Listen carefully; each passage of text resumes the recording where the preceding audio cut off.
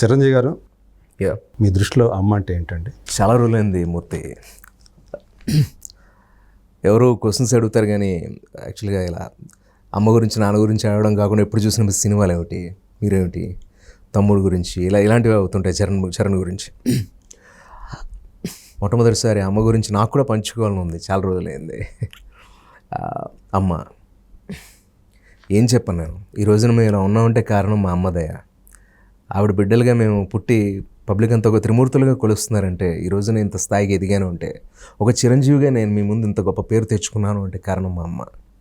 అదే కాదు, ఇప్పటికే ఆవిడ నన్ను చిన్నపిల్లల్లో చూసుకుంటూ తిన్నానా లేదా అని ఈ వయసులో కూడా ఆవిడే వండి పెడుతూ, ఆవిడ ఉన్న ఫుడ్ నాకు ఇంట్లో పెడుతూ, దగ్గరుండి ముద్దలు కలిపి పెడుతుంటే ఎంతో ఎంతో ఆనందంగా ఉంటుంది. కోవిడ్ టైంలో కూడా మీరు చూసే ఉంటారు ఆ వీడియోస్ అన్ని. ఇలా ఎన్నో అనుబంధాలు. అమ్మ నన్నే కాదు, నాగబాబుని కానీ కళ్యాణ్ బాబుని కానీ అందరిని కూడా అంతే సమానంగా చూసుకుంటుంది. కోడలను కూడా కూతుర్లా చూసుకుంటుంది. పిల్లలు అంతా కూడా ఈ రోజుకి ఇంత వయసు వచ్చినా కూడా ఇంత ఎనర్జీగా ఉన్నానంటే కారణం మా అమ్మ భోజనం. Welcome to our channel. నేను యజ్ఞమూర్తి. ఇప్పుడు మన ముందు ఒక ప్రతిభావంతుడైనటువంటి ఒక విలక్షణ నటుడు ఉన్నారు. చేసిన ఏ పాత్రలైనా సరే ఇట్టే ఇమిడిపోయే నటుడు.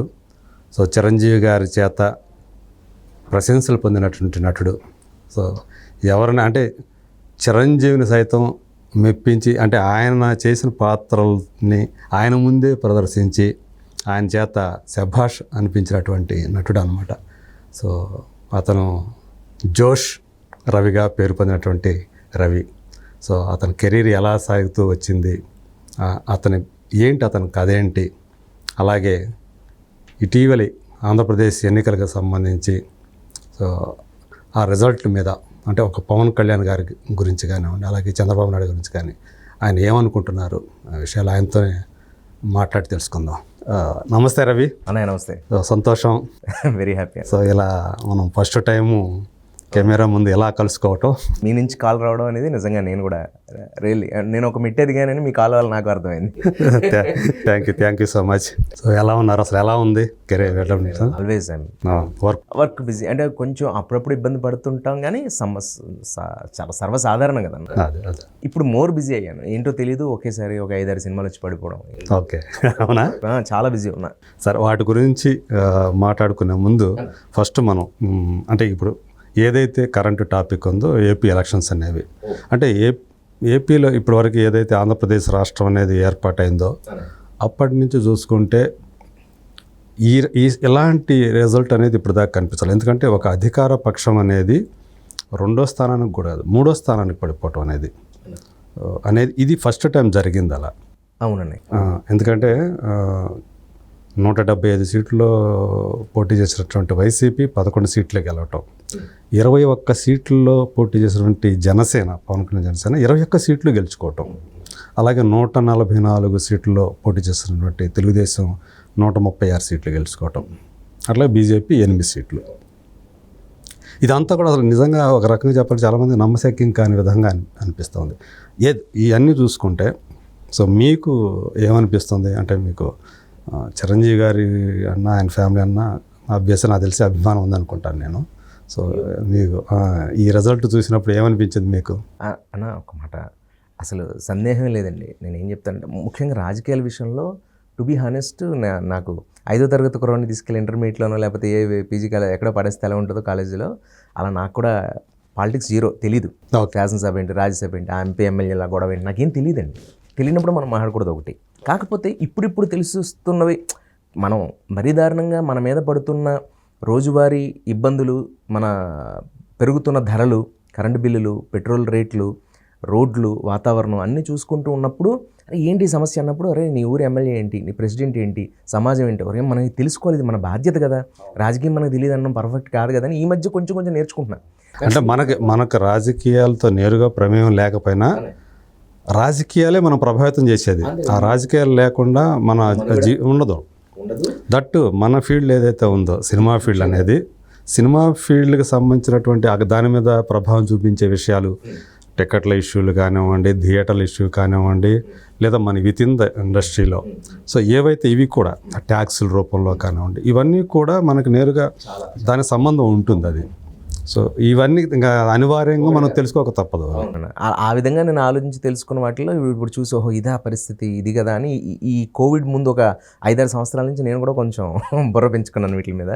సరే చూసి ఓహో ఇలా ఉందా, ఇంత దారుణంగా ఉందా, కాకపోతే ఒక మనిషిని కించపరచడానికి ఇంత పర్సనల్గా వెళ్ళిపోవాలా, ఇంత దారుణం అనవసరం కదా అని అనిపిస్తూ ఉంటుంది, బాధ అనిపిస్తుంది.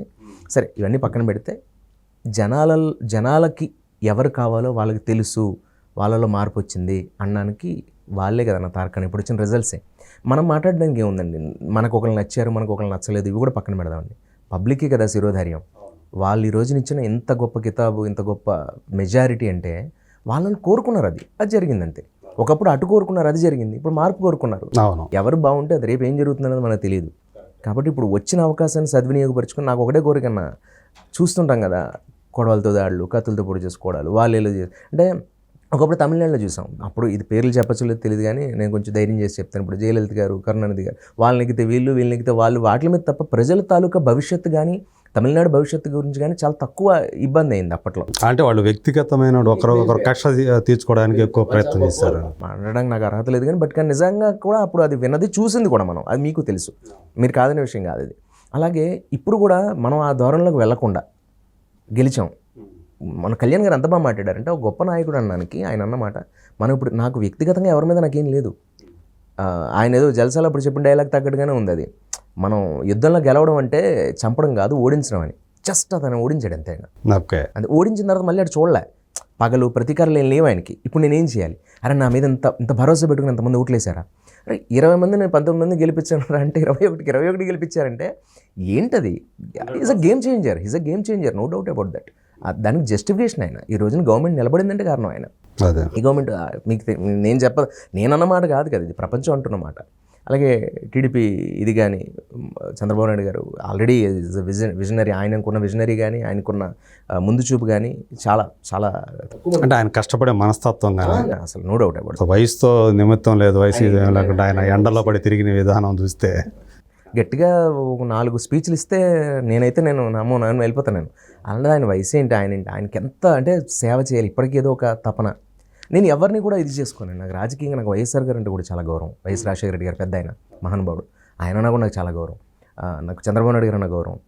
కళ్యాణ్ గారు ఆయన ఏదో చేయాలనే సార్, ఆయనకున్న కోట్లకి, ఆయనకు వస్తున్న డబ్బుకి, ఆయన ఉండాల్సిన ఎంజాయ్మెంట్స్కి, ఒక ఫ్లవర్స్ మధ్యలో బతకాల్సిన ఆయన వెళ్ళి నిజంగా ఆయన కావాలనుకుంటే ఈ కష్టాలన్నీ పడాల్సిన పనిలే, ఒక సినిమా చేసుకుంటే ఆయన 50 కోట్లు ఈజీగా పడతాయి కదా. సాక్షి ఆలోచించేవాడు ఎవరికైనా అర్థమవుతుంది. పవన్ కళ్యాణ్ గారు ఏదో మంచి చేయాలని వచ్చాడు అంతే, అందులో డౌట్ లేదు. అతనికి ఏదో తపన, అందరిలా కాదు, దేవుడు అంత అలా పుట్టించాడు. ఆయన ఫ్రేమ్ ఇన్ అవ్వడానికి కంటే ఫ్రేమ్ అవుట్ అయిపోయి అక్కడ ఏదైనా కష్టం, ఇక్కడ యాక్టింగ్ చేయడం కంటే అక్కడ కష్టం ఉంటే అటు వెళ్ళిపోవాలనుకుంటాడు ఆయన. ఒక్కొక్కరు ఒక్కొక్క తరహా ఆయన, అంతే. అది ఆయనకి భగవంతుడు అలా ఇచ్చాడు, అది మన పుణ్యం అనుకోవాలి అంతే. అలాగే ఒకప్పుడు వైఎస్ఆర్ గారు మన పుణ్యం, ఇప్పుడు చంద్రబాబు నాయుడు గారు మన పుణ్యం. ఇదంతా ఏంటంటే ఆంధ్రప్రదేశ్ డెవలప్ అవ్వాలండి. నాకు ఎవరు వచ్చారనేది ఇంపార్టెంట్ కాదు. డెవలప్మెంట్ అనే మాట వినిపించిందంటే మొదట వినిపించే పేరేది ఆబ్వియస్లీ ఆయనే. అఫ్కోర్స్ నాకు నమ్మకం వచ్చింది. ఫస్ట్ ఆఫ్ ఆల్ ఇది స్వార్థం అనుకుని ఏమైనా అనుకోండి, ఒకటైతే చెప్తాను. ఇప్పుడు వచ్చిన ఎలక్షన్స్ గెలవడం వల్ల సినిమా ఇండస్ట్రీ ముందు మాత్రం నాకు పెట్టిన ఇబ్బందులు బాధపడ్డామని. ఆంధ్రప్రదేశ్లో థియేటర్స్ అవి పరిస్థితులు సినిమాని తొక్కేసినట్టు చేశారు. కానీ ఇప్పుడు వచ్చిన గెలుపు వల్ల సినిమా ఇప్పుడైనా ఆంధ్రప్రదేశ్లో మరింత బాగుంటుందనేది. అంటే మా సినిమాని బతికించండి ఆంధ్రప్రదేశ్, అది నేను కోరుకోవడం తప్పేం కాదు కదా. సినిమాల్ని బతికించాలనే, సినిమా బాగుండాలి. సినిమా బాగుంటేనే నేను బాగుంటేనే చుట్టుపక్కల మా సినిమా పరిశ్రమ అంతా బాగుంటుంది. కార్మికులు ఎంతమంది, మేనేజర్స్ ఎంతమంది, లైట్ బాయ్స్ ఎంతమంది, యాక్టర్స్ నాలాంటి వాళ్ళు, స్టార్. ఒక సినిమా హాల్ చుట్టూ ఎంత నడుస్తుంది, వేరే ఎంతమంది ఆధారపడి బతుకుతారు. ఒక సైకిల్ స్టాండ్, ఎక్కువ సైకిల్ వస్తే, ఒకప్పుడు చిరంజీవి సినిమా రిలీజ్ అయితే బాగుండరా బాబు, నా కూతురు పెళ్లి చేయించాను, నాకు పెద్ద మనిషి ఫంక్షన్ చేయించాను అని సైకిల్ స్టాండ్ కూడా వెయిట్ చేస్తాను పాలకొల్లు థియేటర్లో. నాకు తెలిసి యూనివర్సిటీ డైలాగ్స్లో ఒకరోజు అదేం సినిమా అది ఆడలేదు, అది బిగ్ బాస్ అనే సినిమా. నాకు చాలా అంటే ఆ టైటిల్కి దానికి వెళ్తే థియేటర్లో సినిమా నిలబడలే కదా. ఆ టైటిల్ పోయిందని బాధపడ్డాను నేను సినిమా పోవడం కంటే. అది అన్నయ్యకి పర్ఫెక్ట్ కదా అది అప్పట్లో అంత ఇదిలోనే. అక్కడ ఇప్పటికీ గుర్తు, తిరిగి మేము అందరం కలిసి వెళ్ళిపోతుంటే, అంటే నాకు చాలా చిన్న వయసు అది, బట్ చూసాయిగా నాకు లీలగా గుర్తు ఏంటంటే, అక్కడ ఉన్న అతను బాధపడేది ఏంటంటే, అమ్మ ఆయన సినిమా ఆడి ఉంటే బాగున్నాను, ఆయన సినిమా ఆడితే సైకిల్ తగ్గిపోతున్నాయి అతనికి. అప్పుడు సైకిల్సే కదా, సైకిల్స్ మీద రావడం. బిగ్ బాస్ టైంలో స్కూటర్స్, సైకిల్స్, కార్స్ ఏమంతా. పైగా ఆయనకున్న మాస్ ఫాలోయింగ్కి సైక్లింగ్స్లో రోజుకి 4 ఆటలు అంతంత సైకిల్స్ ఉంటే చాలా ఎక్కువ డబ్బు వస్తుంది కదా. అంటే నేల టికెట్ ఎక్కువగా తెగే హీరో కదా. అలాంటి మాస్ హీరో ఇది లేకపోయేసరికి అరే చిరంజీవి సినిమా ఇలా అయిపోయిందండి అని నెక్స్ట్ మళ్ళీ అతను ఇంకో హిట్ పడగానే అతను పెళ్లి చేసి అలంత సంపాదించుకున్నారు సినిమా. ఇదంతా ఎక్కడ జరుగుతుందంటే సినిమా బాగుంటే థియేటర్ బాగుంటేనే. ఇప్పటికీ నేను బాధపడుతుంటాను, మీరు నమ్మరు. పెనుగొండ నా గ్రామం, నా మార్టీర్ అనేది నా ఊరు పక్కన పెనుగొండ. ఇప్పుడు ఉండట్లే కానీ కానీ నా ప్రాంతాలు చెప్తున్నాను. అదే మీ స్వస్థలం, అదే స్వస్థలం పెనుగొండ. చిరంజీవి గారు కూడా అక్కడే పుట్టారు. నాకు తెలియదు ఆ విషయం, చిరంజీవి గారు చెప్పారు నాకు ఆ విషయం. అందరూ అక్కడ మొగలదూరు ఇక్కడ ఉంటారు, కాదు పెనుగొండట. ఆయన పాస్పోర్ట్లో కూడా చూశాను నేను. చాలా భలే హ్యాపీ అనిపించింది. సరే ఇంతకీ అలా వెళ్తుంటే అక్కడ పెనుగొండ మినర్వా థియేటర్ ఉండేది, ఇప్పుడు లేదు. ప్యాలెస్ ఉన్నట్టుంది అంతే. ప్యాలెస్ మినర్వా 2 థియేటర్లు ఉంటాయి, 2. ప్యాలెస్ ఇప్పుడు మన అరవింద్ గారి హ్యాండ్ ఓవర్లో తీసుకున్నట్టున్నారు థియేటర్. అది మినర్వా అనే థియేటర్ ఏదైతే ఉందో అందులో ఎన్నో సినిమాలు చూసిన గుర్తు నాకు. ఇలా మామూలుగా ఇలా కారులో మన షూటింగ్కి వస్తూ రాజమండ్రి ఎయిర్పోర్ట్కి అందుకోవాలి, అటు నుంచి రావాలి కదా. నేను ఎయిర్పోర్ట్కి వస్తుంటే షూటింగ్ అని, ఈ షూటింగ్కి ఇలా ఉండి ఇలా నమస్కారం పెట్టుకు వెళ్తున్నాను. వెళ్ళిపోయిన 2 నిమిషాల తర్వాత నేను ఇలా ఆలోచిస్తున్నాను. డ్రైవర్ పక్కన ఎవరు సార్ అక్కడ ఏం గుడి ఉందని దండం పెట్టారన్నాడు. నేను కొన్ని సెకండ్స్ రియలైజ్ అయ్యాను నేను. అంటే నాకు ఆ థియేటర్ని నేను మామూలుగా ఇలా అనుకుంటున్నా, గుడిలా భావించాను నేను. అంటే అది మన మనసులో అంతరంగంలో మనకు ఆ ఇంట్రెస్ట్, అంత ప్యాషన్ ఉంది కాబట్టి మనకు ఆ ఎమోషన్స్ ఉంటాయి. సినిమా థియేటర్ మీద సినిమా వాళ్ళు ఏంటి ఏముంటాయంటే స్టార్స్కి వచ్చినట్టుగా అందరికి రెమ్యునరేషన్స్ వస్తాయా? అందరూ కూలీయే కదన్నా, లిటరల్గా కార్మిక వర్గం ఇదంతా. కూలి పనులు చేసుకుని బతికాలి. కోవిడ్ టైంలో నలిగిపోయారు కదా. సినిమా బాగుంటేనే అందరూ బాగుంటారు. సినిమా బాగుంటేనే కామన్ పబ్లిక్ కూడా బాగుంటారు. నాది వాళ్ళకి ఎందుకు అర్థం కాదు నాకు తెలియదు. సినిమా లేకపోతే బతకచ్చండి, ఎంటర్టైన్మెంట్ కదన్నా. అంటే ఈ రోజున రాజకీయాలు నిర్దేశించిన ఒకప్పుడు ఎన్టీఆర్ గారి దగ్గర నుంచి అక్కడ ఎంజీఆర్ గారు అవ్వచ్చు, ఇప్పుడు పవన్ కళ్యాణ్ గారు అవ్వచ్చు, చిరంజీవి గారు అవ్వచ్చు, సినిమా నుంచే కదన్నా. వీళ్ళు ఎందుకు లోకుగా చూస్తారో అర్థం కాదు. రంగులు వేసుకునే వాళ్ళు, మొహానికి రంగులు వేసుకునే వాళ్ళు ఏం చేస్తారని. మరి ఈ రోజు రూల్ చేస్తుంది ఎవరు? మీరు అంటే రోజువారీ ఏదైతే కష్టపడతారో ఆ స్ట్రెస్ నుంచి రిలీఫ్ని ఇచ్చేది కూడా వీళ్ళే కదా. ఎందుకు కష్టపడుతున్నామన్నా? మీ మొహంలో చిరునవ్వు కోసమే కదా, ఆనందించడం కోసమే కదా. అందరూ అలా ఏమి తీసిపారేయాలండి. కొంతమంది అంటుంటారు చాలా ఎక్కువ అవుతుంది అది ఈ మధ్య. ఏంటంటే సినిమా వాళ్ళంటే తక్కువ చేయడం, ఏదో అన్నిటికీ ఏదో పార్టీస్, అదే అంటారు సాఫ్ట్ టార్గెట్ అంటారు కదా. అంటే వీళ్ళు మళ్ళీ తిరిగి అనలేరు, గట్టిగా అనలేరు. మిగతా వాళ్ళు అయితే ఏమన్నా అంటే మళ్ళీ 10 మాటలు అంటారు ఒకరంటే. కానీ సినిమా వాళ్ళు అంటే లోకం అనమాట అందరికి. ఒక మాట అందామన్నా రేపు మన మాట పెద్దది చేసి చూపిస్తారు. ఇక్కడ ఎవడు గిల్లింది ఎవడు పట్టించుకోడు, అరిచిందే కౌంట్ అవుతుంది ఇక్కడ అలా. అందుకని బట్ ఏదేమైనప్పటికీ ఇప్పుడు వచ్చిన ఈ యొక్క మెజారిటీ, ఈ యొక్క ప్రాంతం పరిస్థితి, ఆంధ్రప్రదేశ్ ప్రాంతం పరిస్థితి చూస్తే చాలా ఆనందంగా ఉందన్న, చాలా ఆనందంగా ఉంది. ఎందుకంటే రోడ్స్ వస్తాయి, పేదవాళ్ళకి ఏదైనా జరుగుతుంది, ముఖ్యంగా సినిమా పరిశ్రమ బాగుంటుంది. అదే కాకుండా హిందూ మతం ముఖ్యంగా నాకు నేను ఏ వర్గాన్ని ఏ మతాన్ని కించపరచట్లే. కాకపోతే ఏంటంటే ఒకరినొకరిని గౌరవించుకున్న సాంప్రదాయంలో చిన్నప్పుడు నేను పెరిగాను. ఇప్పుడు మనకు చిన్నప్పటి నుంచి కూడా పుస్తకాలు కూడా పరమత సహనం అనేది బోధించారు. అంటే మన మతాన్ని కించపరిస్తే మనం టాలరేట్ చేయకూడదు. అట్లని మనం ఇంకొక మతాన్ని, ఎవరి మత విశ్వాసాల వాళ్ళే, ఎవరి మతం వాళ్ళకి గొప్ప, అది అంతే ఉండాలి. కానీ మన మతమే గొప్ప, అవతల వాళ్ళు తక్కువ అన్న రీతిలో ప్రవర్తించడం అనేది అసలు ఎప్పుడు కూడా ఆ విద్వేషాలు ఏవైతే ఉన్నాయో అది నాశనానికే ఉంటుంది, కానీ అక్కడ డెవలప్మెంట్ ఉండదు. ఏ దేశం ఉన్నా మన దేశంలో ఉన్నది. ఇన్ని మతాల సమ్మేళనం ఏ దేశం కాదు కదా. ఇన్నాళ్ళు బాగానే ఉన్నాం కదా. ఇప్పుడు ఎందుకు ఈ చిచ్చు ఎందుకు రగులుస్తున్నారనేది మనం కూడా ఆలోచించుకోవాలి. వాడు నా ఫ్రెండ్స్లో ఉన్న వాళ్ళలో 90% 70% క్రిస్టియన్సే. నా బ్యాచ్ అంతా ఎంత స్నేహశీలంగా ఉంటాము మేము. అదే దానికి సంబంధం ఏంటి? స్నేహానికి మతానికి సంబంధమే ఉండకూడదు. అది ఇప్పుడు ఏంటంటే నా కోరిక ఏంటంటే అందరూ బాగుండాలి, ఒకరినొకరు గౌరవించుకోవాలి. నీ సాంప్రదాయం నీది. నేను చర్చికి వెళ్ళి దండం పెట్టుకుని ఎన్నో ఉన్నాయి. ఆ సంస్కారం చిన్నతనాల్లో చాలామంది ఏదన్నా జ్వరం వచ్చినా కూడా ఇలా ఊడలు ఎలా ఉంటుందంటే మసీదుకి వెళ్ళి అక్కడ తాయెత్తు కట్టించేవాళ్ళు. మరి అలాంటివి ఉండయి అవి. ఇప్పుడు నేను చేస్తున్న సినిమాలో నాది ముసల్మాన్ క్యారెక్టర్. ఓకే నేను నా ఫ్రెండ్ని అడిగి ఎలా ఉండాలి, కంటికి సురమ ఎలా పెట్టుకోవాలి, ఇవన్నీ అడిగాను. ఈజ్ ముస్లిం, తనకు తెలుస్తాయి కదా లోపల విషయాలు, లోకల్ హైదరాబాద్ ఇది కొంచెం ఆ భాష స్లాంగ్ మీద నేను అడిగాను అనమాట. అట్లా మరి అది తెలుసుకోవడానికి ఇది కదా, వాళ్ళకి తెలుసు కాబట్టి. నా ఫ్రెండ్ ఒకడు ఉన్నాడు, వాడు చెప్పేవాడు ఇలా ఇదిరా నమాజ్ చేసేవాడు అలా కూర్చోవాలి. అసలు ఎక్కడ బొట్టు, ఇక్కడ బొట్టు కదా. ఇక్కడ వాళ్ళు నమాజ్ చేసి ఇక్కడ వాళ్ళకి మచ్చ కింద ఉండిపోతుంది కదా భగవంతుని ప్రార్థిస్తున్నప్పుడు, నమాజ్ చేసేటప్పుడు. అవన్నీ కనుక్కుని ఏదేమైనప్పటికన్నా సినిమా పరిస్థితులు అన్నీ కూడా జనాల్ని ప్రభావితం చేస్తాయనేది 100% ఇప్పుడు నిజమైంది.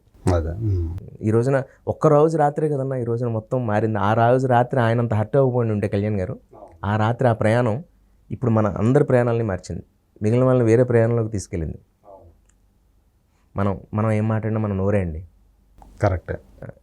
జస్ట్ నోరు వల్లే మారాయి, మీరు గుర్తుపెట్టుకోండి.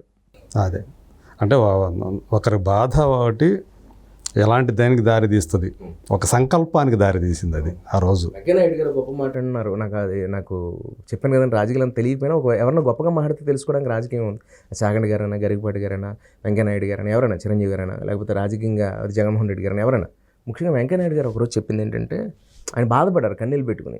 ఏంటిది రాజకీయం, తిట్టుకోవడం అంటే ఓ పని చేయకపోతే ఆ పని ఎందుకు మీరు చేయలేకపోయారు, మీరు కదా అధిష్టానంలో ఉన్నది, మీ వల్ల జరగలేదు ఏంటి అని ప్రతిపక్షం మాట్లాడాలి. ప్రతిపక్షం తప్పు చేస్తే మీరు మాట్లాడాలి, తప్పులు మాట్లాడాలి. కానీ ఇంట్లో విషయాలు, లోపల విషయాలు, ఒకరినొకరు తోలనాడుకోవడాలు, వయసు వచ్చి మెచ్యూరిటీ ఉండి బూతులు తిట్టుకోవడాలు, ఇది రాజకీయం కాదు కదండి. అది అంటే పరిధులు దాటిపోయింది. ఆ బూతులు మాట్లాడటం అనేది పరిధి దాటిపోయి కూడా మాట్లాడటం, అది పర్సనల్గా అసలు సంబంధం ఏంటి అంటున్నాను. నీ ఇంట్లో వాళ్ళ విషయాల గురించి నీకు అతనికి సంబంధం ఏంటి, వాళ్ళది నీకు సంబంధం ఏంటి? నువ్వు ఇక్కడ పని అయిందా లేదా, అక్కడ అన్నం వెళ్తుందా లేదా, అక్కడ కడుపు కాలుతుంది, వాడి గురించి మాట్లాడు. నీ రాష్ట్రం వెనక్కి వెళ్తుంది, కొన్ని 10-20 సంవత్సరాలు మళ్ళీ వెనక్కి వెళ్తుంది, దాని గురించి మాట్లాడు. ముందుకు ఎలా తీసుకెళ్లాలని మాట్లాడాలి. పోలవరం ప్రాజెక్ట్ గురించి మాట్లాడాలి, పరిస్థితి ఆంధ్రప్రదేశ్లో రోడ్ల గురించి మాట్లాడాలి, కరెంటు బిల్లులు. మీరు నమ్మరు, నా ఫ్రెండ్ ఇంటి రెంట్ 2000, చిన్న పల్లెటూరు కదా నా ఫ్రెండ్దే, వాడు పాపం చిన్న ఇల్లు, అది వాడు అద్దెకుంటున్నాడు 2000 అద్దెకి. కరెంటు బిల్లు 5000 వచ్చింది నిన్నంటే ఒక 10 రోజుల క్రితం. అదే పోయిన నెలదే. ఏంటండి ఇలా? వాడికి ఏసీ లేదు, వాడికి ఉన్నదే సింగిల్ బెడ్రూమ్ లాగా ఒక చిన్న ఇల్లు, ఒక బెడ్రూము ఏవో పెట్టుకున్నారు. ఏంటి అర్థం కాదు నాకు అసలు అది. ఆ బిల్లులు పెన్షన్స్, కొంతమందికి పెన్షన్స్ రాక బాధపడుతున్న వాళ్ళు ఉన్నారు. ఇవన్నీ నేను కూడా చూశానండి. అందరికీ ఇలా జరుగుతుందని నేను అనట్లే, బట్ కాకపోతే నేను ఎవరిని, ఒక మనిషి పేరు కూడా నేను మీకు అందుకే చెప్పలే, ఒకరని అనట్లే. ఎవరు చేసినా తప్పే. ఇక నుంచి అయినా సరే, ఇప్పుడు వచ్చిన వాళ్ళైనా సరే మంచి చేయాలి, అది నా పరానే భేద. అంటే మన సినిమా వాళ్ళలో కూడా రోజా గారిని తీసుకున్న, పోసాన గారిని తీసుకున్న వాళ్ళు కూడా ఎక్కువ దోషణలు అనేది ఏ స్థాయికి తీసుకెళ్ళిపోయారో మనం చూసాము.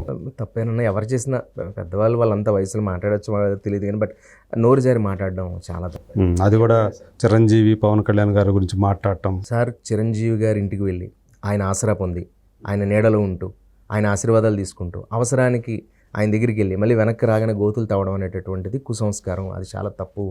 ఆయన చాలా నెమ్మదైన మనిషి, దగ్గరగా చూసిన మనిషి, కానీ నా వయసు చిన్నదవచ్చు, కానీ నాకు చాలా అనుభవం ఉంది ఆయన దగ్గర.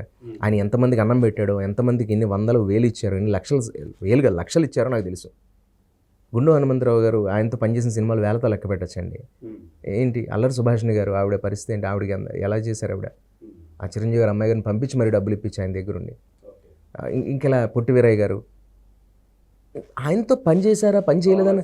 పావలశ్యామల గారు కరెక్ట్. ఇంకా నేను వాళ్ళ మనం అంతమంది అండి, కొంతమంది ఎవరో జర్నలిస్టులు, అప్పుడెప్పుడు ఆయన ఎవరో పత్రికా విలేకరు ఒక ఆయన, పాప ఆయన హార్ట్ సర్జరీ జరిగితే అప్పుడేదో ఆయనకి రీసెంట్గా కొంతమందికి నేను చూశాను సార్, రోజుకి 2-3 లక్షలు ఆయన ఎక్కడో అక్కడ, వారానికి దగ్గర ఒక 5-10 లక్షలు వెళ్తూనే ఉంటుంది సార్. ఎందుకు రీసెంట్గా ప్రభు గారికి కూడా స్టార్ హాస్పిటల్లో వైద్యం చేయించారు రీసెంట్గానే. మనం అడగకపోయినా ఆయన ఇంట్లో మనిషిలా గుర్తుపెట్టుకుని చేయడం అంతెందుకు సార్. నేను సహాయం పొందింది ఉంది సార్, నేను అడగలే, నాకేమైనా నేను సంపాదించుకోలేనా, చేయలేనా, కానీ ఆయన ఏంటి ఇలా విన్నాను అని ఒకసారి ఫోన్ చేశారు. నేను చెప్పుకోలేను కానీ అన్నయ్య అది ఎవరికి తెలియదండి, అది ఎవరికి తెలియదు, నేను ఎవరికి చెప్పుకోలే. అంటే మీకు ఆర్థిక పరమైందే లేకపోతే ఆర్థిక పరమైందే, కానీ అది నేను మోయలేంది కాదు, నేను మోసుకోగలిగిందే. ఎవరికైనా వస్తాయి, ప్రతి మనిషికి వస్తాయి ఎదిగే టైంలో. ఒక యూత్ స్టేజ్ నుంచి మనం ఒక మెచ్యూరిటీ స్టేజ్కి వెళ్ళే ప్రాసెస్లో ఇళ్ళను, వ్యాకిలను, సొంత ఇంటికి పెట్టింది ఇదను, ఇంకోటను. సినిమాలు ఇదేం గవర్నమెంట్ జాబ్, ప్రైవేట్ జాబ్ కాదు, అటు ఇటు అతలాకుతలం అవుతుంటాను. అవును. నేనేం స్టార్ని కాదు, అలానే నేనేమి డిపెండ్స్ అపాన్ వర్క్ ఉంటుంది. వర్క్ లేనప్పుడు కష్టాలు ఉంటాయి. పరిస్థితుల్లో ఆయనకి ఎవరు చెప్పారు రవి ఇలా ఇబ్బంది పడుతున్నారని, ఆయనకి ఎలా వెళ్ళని తెలియదు. ఒక రాత్రి ఫోన్ చేశారు, ఒక ఈవినింగ్ టైమ్స్లో. నేను అప్పుడే పడుకుని నిద్ర లేచాను అనమాట. కొంచెం మానసికంగా చాలా ఆందోళనగా ఉంది మనసంతా. నేనేం చేయలేను, నేను ఏం చేస్తాను, ఏదైనా ఇబ్బంది ఉంటే శివుడికి అభిషేకం చేసుకుని కాసేపు, నాకున్న మంత్రం ఏంటంటే అలా చదువుకుని కాసేపు దండం పెట్టుకుని ప్రయత్నిద్దాం అని మళ్ళీ ఆఫీసులకి వెళ్ళడం, కలవడం, నా సినిమా నేను ప్రయత్నాలు చేసుకుంటాను. వచ్చింది ఆ సినిమా సిన్సియర్గా చేస్తాను. ఎప్పుడు మన పేరులో చిన్న మచ్చగానే ఇంకోటిగా ఏది లేదు. బట్ నేను డబ్బును ఎందుకో నేను సంపాదించుకోలేకపోయాను పెద్దగా. అంటే పని చేశాను, డబ్బులు వచ్చాయి, అప్పటికప్పుడు నిజంగా ఏ నెలవారీ అయిపోతున్నాయి, అవి అలా అయిపోతున్నాయి అంతే. అంతేగాని వాటిని నిల్వ చేసుకోవటం, వాటిని ఆదాయం చేసుకోవటం అంత రాలేదు. ₹1,00,000 వచ్చిందన్న, 1,00,000 నీకు ఏంటన్నా, 30,000 రెంట్ అయిపోయి ఇంటికో 25,000 పంపించి ఈఎంఐలు కట్టేసరికి కారు కనో, లేకపోతే ఇంకోటనో, ఏసీ కనో, మనం ఏదైనా వస్తువు కొన్నా, లేకపోతే ఇంట్లో నెలవారీ ఖర్చులు, పప్పు, ఉప్పు, సామాన్లు, ఫ్యాన్సీ ఐటమ్స్, ఇంట్లో ఏదైనా షాపింగ్స్ ఎవరికైనా ఇంట్లో అందరికీ ఏదో ఒకటి అడుగుతూనే ఉంటారు కదా. ఇంకా అమ్మ ఆరోగ్య పరిస్థితి, ఇంకోటి నాన్నగారు పెద్దవాళ్ళు అవుతున్నారు, ఎవరింట్లో ఉండవు. ఇంటింటి రామాయణం ప్రతి ఇంట్లో ఉండేది. ₹1,00,000 ఎవరికి కనబడదండి. 1,00,000 సంపాదన ఎవరు ఈ రోజుల్లో 1,00,000 అనేది పెద్ద విషయమే కాదు అసలు. సిటీ వాతావరణంలో నెల తిరిగి చూసేటప్పటికి 1,00,000 ఏమైపోయిందో అర్థం కాదు. తల్లి ఎంతగా ఉంటుందని ఒకటో తారీఖు గురించి మనం ఎదురు చూస్తుంటే అది రేపు వచ్చేస్తుంది. అసలు నువ్వు పట్టించుకోకుండా ఉంటే అదే కనుక నీకు డబ్బు రావాల్సిన చోటు ఉందంటే ఒకటో తారీఖు గమ్మున రాదు. అది లేట్ అవుతుంది. అది లేడు. నీకు ఇవ్వాల్సిన వాడు ఒకటో తారీఖు ఇస్తానన్నాడు అనుకోండి, ఒకటో తారీఖు వచ్చాక మాట్లాడుతుంటే ఒకటి రాదే. కానీ నువ్వు రెంట్ కట్టాలన్నా, ఈఎంఐలు కట్టాలన్నా రేపటికి ఒకటో తారీఖు కనబడుతుంది. ఇదేంటి ఇది? మనిషి మిడిల్ క్లాస్. ఇది నేను వెరీ లోవర్ మిడిల్ క్లాస్ ఫ్యామిలీలో పుట్టాను అనమాట. సరే, ఈ ప్రాసెస్లో సినిమానా అమ్మ అనే ఒక పరిస్థితి ఏర్పడింది అన్నయ్య. పర్లేదు, సినిమా ఎప్పుడు ఇక్కడే ఉంటుంది, నాకు అమ్మ ఇంపార్టెంట్ అని వెళ్ళిపోయా. ఓకే. మీరు నమ్మరు, నా ఇంటి యజమానికి కూడా తెలియదు, హైదరాబాద్లో వెళ్ళిపోయా. ఎన్నాళ్ళ క్రితం ఇది జరిగేప్పుడే 4 months అవుతుంది, 4-5 months అవుతుంది. ఓకే, ఇది రీసెంట్గానే? It's very recent. ఓకే. నేను చిరంజీవి గారు ఫోన్ చేసింది కూడా వెరీ రీసెంట్. మా అయితే ఒక 2 months, 1.5-2 months అయి ఉంటుంది అంతే. ఓకే. ఓకే. చాలా అభిమానంగా ఆయన మాట్లాడి, ఎక్కడున్నావు, ఎందుకు నాతో మాట చెప్పాలి కదా అంటే, నేను ఫస్ట్ అసలు ఆయన నాకు చిప్పులు ఎగిరిపోయాయండి. అసలు నేను ఎవరండి అసలు, నాకు ఆయన ఫోన్ చేయడం, ఆయన సంస్కారం ఏంటి, ఇది చాలామంది తెలుసుకోవాలి వాళ్ళు. నాకు ఫోన్ చేయడం ఏంటి సార్, నేను ఎక్కడో మార్టేలో నా గ్రామంలో ఉన్నాను. కాసేపు నన్ను నేను గిల్లుకోవడం, అరుచుకోవడం అలా అనిపించింది కాసేపు. మధ్యలో అదేనా అంటే, నువ్వు తీసుకొచ్చి నేను అంబులెన్స్ పంపిస్తున్నాను అమ్మని అంటే, అది కాదన్నయ్య, నేను కొంచెం నెమ్మదిగా ఒకసారి అమ్మకి ఫోన్, నీతో కాదు అని చెప్పి మా అమ్మగారు అయినా 10 నిమిషాలు మాట్లాడుకుంటున్నారు. నేను బయటకు వచ్చి, ఏంటిది అన్నయ్య నాకు ఫోన్ చేయడం ఏంటిది అసలు. నేను ఫస్ట్ నా బాధల కంటే ముఖ్యంగా ఆయన ఫోన్ చేసిన దాంట్లో ఫస్ట్ నేను బయట ఒక షాక్ అనమాట. ధైర్యం కూడా కదండి. ఆయన ఫోన్ చేస్తే ఇంకేంటి సార్, సార్ ఇప్పుడు మనం సముద్రాన్ని ఏదాలి, భగవంతుడే మన భుజాల మీద తీసుకెళ్తుంటే సముద్రం అంటే భయం ఎందుకు ఉంటుంది సార్, నాకు అంతే కదా.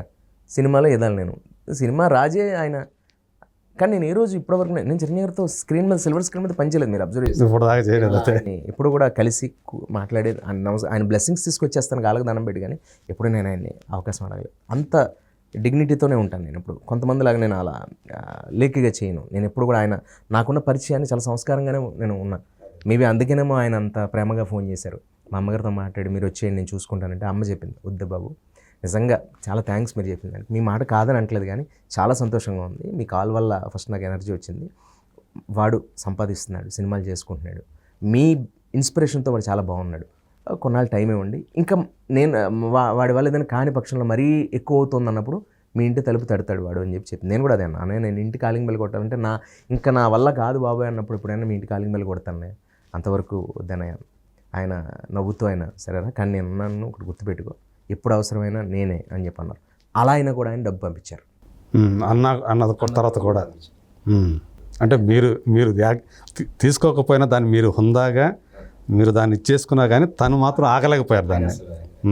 ఆయన ఏది చెయ్యాలనుకున్నారో చేశారు. అమ్మగారు ఆ విషయం నేను చెప్పగానే ఇలా అంటే కళ్ళ నీళ్ళు ఆగలేదు ఆవిడకి. నాకు సొంత అన్నయ్య లేడన్న, ఐ మీన్ సొంత అన్నయ్య ఉన్నా, లేకపోతే బంధువులు ఉన్నా, భర్త ఉన్నా, తండ్రి ఉన్నా, ఆ టైంలో వీళ్ళందరూ చేయొచ్చు సార్. సొంత అన్నయ్య మన ఇంట్లో వాళ్ళే మనకు బేసికలీ చేయరు, మన అనవసరం, 10,000 ఇస్తే 10 సార్లు చెప్పుకుంటారు. అలాంటిది సొంత వాళ్ళు, భర్త, తండ్రి, అన్నయ్యలు, బంధువులు, కొడుకుగా నేను చేయడం వింతే ఉంది సార్. చిరంజీవి గారికి ఏంటి సార్ సంబంధం లేదు, ఫ్యాన్స్తో ఆయనకి ఏంటి సంబంధం అసలు? ఆయన ఈరోజు అంత వాడేటంటే కొన్ని కోట్ల మంది ఉన్నారు, మరి కోట్ల మందికి ఇచ్చుకుంటూ పోతాం. మరి మిగిలిన స్టార్స్ ఎవరైనా ఇందులో చిరంజీవి గారు చేసిన దాంట్లో 0.5% చేశారు ఎవరైనా సాయం? సహాయం గురించి కానీ, సంస్కారం గురించి కానీ, ఎక్కడ ఒద్దికగా ఎంత మాట్లాడాలి, ఎక్కడ మాట వదలాలి, ఎక్కడ మాట వదలకూడదు, ఇవన్నీ కూడా ఆయనకు తెలుసు. ఆయనకు ఆ సంస్కారం ఉంది. ఆయన మంచిని గట్టిగా చెప్తారు, చెడేదని ఉంటే అసలు మాట్లాడరు. పర్సనల్గా మనం పిలిచి ఇలా ఉండకూడదురా, తప్పురా అని చెప్తారు. ఆయన స్థాయికి ఆయన తిట్టచ్చు, కొట్టచ్చు, ఎప్పుడు మిగిలిన వాళ్ళ నోరు జారల. అందుకే is number 1, always is number 1. అదే అలనాటి ఎస్వీఆర్ గారు, ఎన్టీఆర్ గారు అలా ఉండిపోతారు, వాళ్ళ తర్వాత చిరంజీవి గారు కూడా అలాగే ఉంటారు చరిత్రలో. సినిమా చిరంజీవి 2 వేరు కాదండి, 2 ఒకటే. అదే ఆయన సినిమా తెర మీదే కాదు, తెర బయటైనా చిరంజీవి, ఆయన చిరంజీవి. అదే ఇప్పుడు ఇన్ని పార్టీలు వచ్చి ఎవరు నెగ్గినా నాకైతే ఆయన తర్వాతే సార్ ఎవరన్నా. Megastar is always megastar. ఎందుకు అంత అభిమానం ఎందుకు అంటే, మీలో ఎవరు కొట్టేసేటప్పుడు అది నీ ఎపిసోడ్ ఏదైతే ఉందో అది చాలా పాపులర్ అయింది ఆ రోజుల్లో. సో ఆయన క్యారెక్టర్ని ఆయన ముందే మీరు ప్రదర్శించి, నాకు రజనీకాంత్ గారి కాంపౌండ్ నుంచి ఎన్నిసార్లు నేను తమిళనాడులో, నాకు ఇక్కడికంటే తమిళ నుంచి ఎక్కువ కాల్సి వచ్చేవి. నాటోగ్రాఫ్ డైరెక్టర్ చరణ్ గారిది కానీ, నేను తమ్మి రామయ్య గారు కానీ, నేను చేసిన మొట్ట శివ గడ్డి శివ లారెన్స్ మాస్టర్ కానీ అది కూడా పక్కన పెట్టేస్తే అప్పుడు నాకు పరిచయం ఉన్నా కూడా దీని తర్వాత నాకు పుష్ ఎక్కువైంది తమిళ్లో. ఓకే. తెలుగులో కూడా చాలా గొప్ప పేరు వచ్చింది.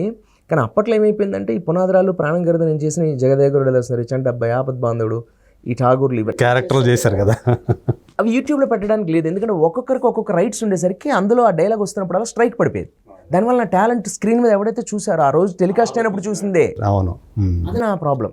ఇంకెవరైనా చూడాలంటే హాట్స్టార్లోకి వెళ్ళి చూడాలి. ఆ ఎపిసోడ్ అంతా చూసి ఆ మొక్క విడిగా పెట్టరుగా, దానివల్ల రీచ్ తక్కువ. ఇప్పుడు మారింది. అన్నిటికన్నా ముఖ్యమైన విషయం అంటే మరి అంత తక్కువ వచ్చినా కూడా మీలాంటి వాళ్ళు ఇంత ప్రేమిస్తున్నారంటే, ఇప్పుడు నేను పనిచేస్తున్న డైరెక్టర్స్ కానీ ఇప్పుడు నేను చేస్తున్న సినిమాలు కానీ రోజుకి 2 మాట్లాడతారు సార్ ఆ ప్రోగ్రామ్ గురించి. ఎందుకు అంత ఇష్టం చిరంజీవి గారు అంటే ఇది కారణం కాదండి. నాకు చిరంజీవి గారు అంటే అసలు ఆ రోజు ఆ ఎపిసోడ్కి మిమ్మల్ని ఎవరు నేనే వెళ్ళాలి ఎలా కలవాలని ఆయన ముందు ఎన్నోసార్లు ఫోటో దిగే అవకాశం వచ్చినా, ఆయన నా ముందు నుంచి ఎన్నోసార్లు వెళ్తున్నా ఏ రోజు ఫోటో దిగలే. ఎందుకంటే నేను ఎవరో ఆయనకు తెలియాలి. నేను మా అమ్మ బాబును వదిలేసి ఊరు వదిలేసి ఈయన కోసం ఇక్కడికి వచ్చేసా, ఒక ఫోటో ఇచ్చి అని వెళ్ళిపోతారు ఆయన. నో, ఆయనకి తెలియాలి, నా బాధ తెలియాలి, నా పెచ్చ తెలియాలి, ఆయనకి నా ప్రేమ తెలియాలి. కేవలం చిరంజీవి గారి గురించే వచ్చారు హైదరాబాద్. నాకు హైదరాబాద్తో పనే లేదు సార్. స్టిల్ నేను ఇప్పుడు చెప్తున్నా, టిల్ నౌ నాకు హైదరాబాద్తో ఎలాంటి పని లేదు. నాకు హైదరాబాద్లో ఉండాల్సిన అవసరం లేదు. చిరంజీవి గారు పిచ్చి వాళ్ళు వచ్చాను. వచ్చిన తర్వాత ఇంక ఇక్కడ ఆయన వల్ల అంటే ఆయన ఇన్స్పిరేషన్తో వచ్చాను. చిరంజీవి గారు తమిళనాడులో ఉంటే తమిళనాడు వెళ్ళేవాడిని. చిరంజీవి గారు యుగాండాలో ఉంటే అక్కడ ఉండేవాడిని. చిరంజీవి గారు ఎక్కడ ఉంటే నేను అక్కడ ఉంటా. ఆయన ఛాన్స్ ఎవరు కాబట్టి ఆయన ఇంట్లో ఉండడానికి కొడతారు కాబట్టి అవకాశం ఉంటే అక్కడ ఉండదు. ఆయన సేవ చేసి సార్ మీరు నమ్ముతారా, అది ప్రేమించిన వాడికి అర్థమవుతుందని, మిగిలిన వాళ్ళకి అర్థం కాదు. చిరంజీవి గారి ఇంట్లో పని వాళ్ళని చూసి నేను అక్కడ అయిపోయాను. ఎంత అదృష్టవంతులరా మీరు, ఇక్కడ పని చేస్తున్నారా, రోజు చూడొచ్చు అన్నయ్యని మీరు, ఏం పుణ్యం చేసుకో. ఇదే ఆలోచన నాకు.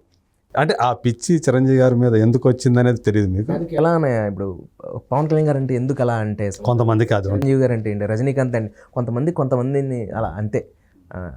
నాకు అలా నా తల్లిదండ్రుల తర్వాత టీనేజ్లోనో లేకపోతే ఒక బాగా మనం యంగ్గా ఉన్నప్పుడు ఆ పిచ్చి ఉంటుంది. వయసు పెరిగే కొద్దీ మన పరిణతి కూడా పెరుగుతుందంట కదా. సో మెచ్యూరిటీ లెవెల్స్ పెరుగుతాయి. అయినప్పటికీ కూడా ఆ అభిమానం అనేది తగ్గకుండా అలాగే ఉండటం, లేకపోతే కొంతమంది ఇంకా పెరుగుతూ ఉంటుంది. ఇంకా ఉండే వయసుతో పాటు అభిమానం కూడా పెరుగుతూ ఉంటుంది. అదే నిజమైన పెరుగుదల కదండి. నిజమైన పెరుగుదల అది. తల్లిదండ్రులు పెద్ద అయిన తర్వాత ఓల్డ్ ఏజ్ హోమ్లో పడేస్తారు, గుర్తుపెట్టుకోవాలి. అలాగే పెళ్ళైన తర్వాత ప్రేమ ఉన్నది, పెళ్ళి అయిపోయిన కొనాల తర్వాత భార్యకి ప్రేమించిన అమ్మాయిని పెళ్లి చేసుకున్న కూడా భార్య మీద కొనాలకు ఉండదు, కానీ ఉండాలి.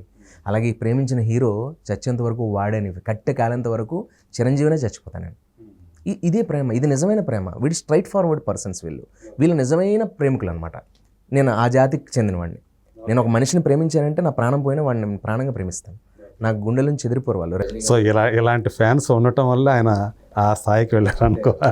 అదే మనం కోట్ల మంది, నేనెవరు సార్, నథింగ్ అన్న. ఇంకా మా ఊర్లో కొన్ని వేల మంది ఉన్నారు. చిరంజీవి గారు ఆయన ఫ్యాన్స్ని చూసిన వాళ్ళు ఇంకా తక్కువ మందే. చిరంజీవి గారు కూడా తెలియదు ఆయన ఫ్యాన్స్ ఎక్కడెక్కడో బోల్డెంత మంది ఉన్నారు. తెలుసు ఆయనకి ఇంతమంది పిచ్చి ఫ్యాన్స్ ఉంటారని, కానీ ఆయనకి పాపం వాళ్ళెవరో ఆయన చూడలే. ఇంకా చిరంజీవి గారిని చూడని వాళ్ళు బోల్డెంత మంది నా ఊర్లో ఉన్నారన్నయ్య.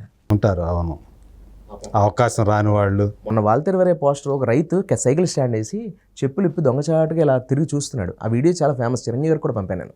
చిరంజీవి గారు దాని గురించి మాట్లాడారు. చాలా హ్యాపీ ఫీల్ అయ్యారు. నేను కాఫీ తాగుతున్నాను కోవిడ్ టైంలో. ఇంట్లో ఎవరు బయటకు రావడానికి లేదు కదా, ఇంచుమించు అప్పుడప్పుడే బయటకు వదిలేరనమాట. సెకండ్ కోవిడ్ టైంలో చాలా జాగ్రత్తగా ఉంటున్నాం మనం. అప్పుడు షూటింగ్స్ లేవుగా, థియేటర్స్ ఓపెన్ అవ్వలేదు. కోవిడ్ మహమ్మారి తగ్గినా థియేటర్స్ ఓపెన్ అవ్వడం వల్ల సినిమాలు లేవు థియేటర్స్కి. ఊర్లోనే ఉండాల్సి వచ్చింది. నేను ఖాళీ దొరికితే అమ్మ దగ్గర ఉంటాను కదా. కాఫీ ఇచ్చిందమ్మ, తాగుతాను. బయట బాల్కనీకి వచ్చి చూస్తే మేడ మీద నుంచి ఒక అతను ఎవరో సైకిల్ స్టాండ్ వేసి వాల్తెరవరే పోస్టర్ అలా చూస్తున్నాడు. అటు చూస్తున్నాడు, ఇటు చూస్తున్నాడు. ఎవరో పేరెంటాలు ఎవరో వెళ్తున్నారు ఆడవాళ్ళు. ఆ వీడియో మీకు ఇస్తాను, చూపిస్తాను. చెప్పులు తీసాడు అమ్మగా. ఏం చేస్తున్నాడు ఇతను అని చూస్తే దగ్గరికి వెళ్ళి చిరంజీవి గారికి ముద్దు పెట్టుకున్నాడు. 80 ఏళ్ళు 90 ఏళ్ళు ఉంటాయి. ముద్దు పెట్టుకోవడం కోసం చెప్పులు తీసేసాడు. చెప్పులు తీయాల్సిన అవసరం ఉంది. అతనికి లోపల ఆ డివోషనల్, అది మనిషి మీద ఎందుకు పెంచుకుంటారు, ఒక్కొక్కరు భక్తి అన్నమాట. అది అంతేనన్నాయి.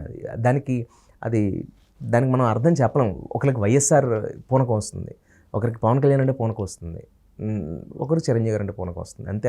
అది వాళ్ళకి ఆ బ్లడ్లో ఆ సెల్కి అది దేవుడు ఇచ్చేసాడు. బయట చూసే వాళ్ళకి అది ఒక నిజంగానే పిచ్చిగానో వెర్రిగానో కనిపించవచ్చు.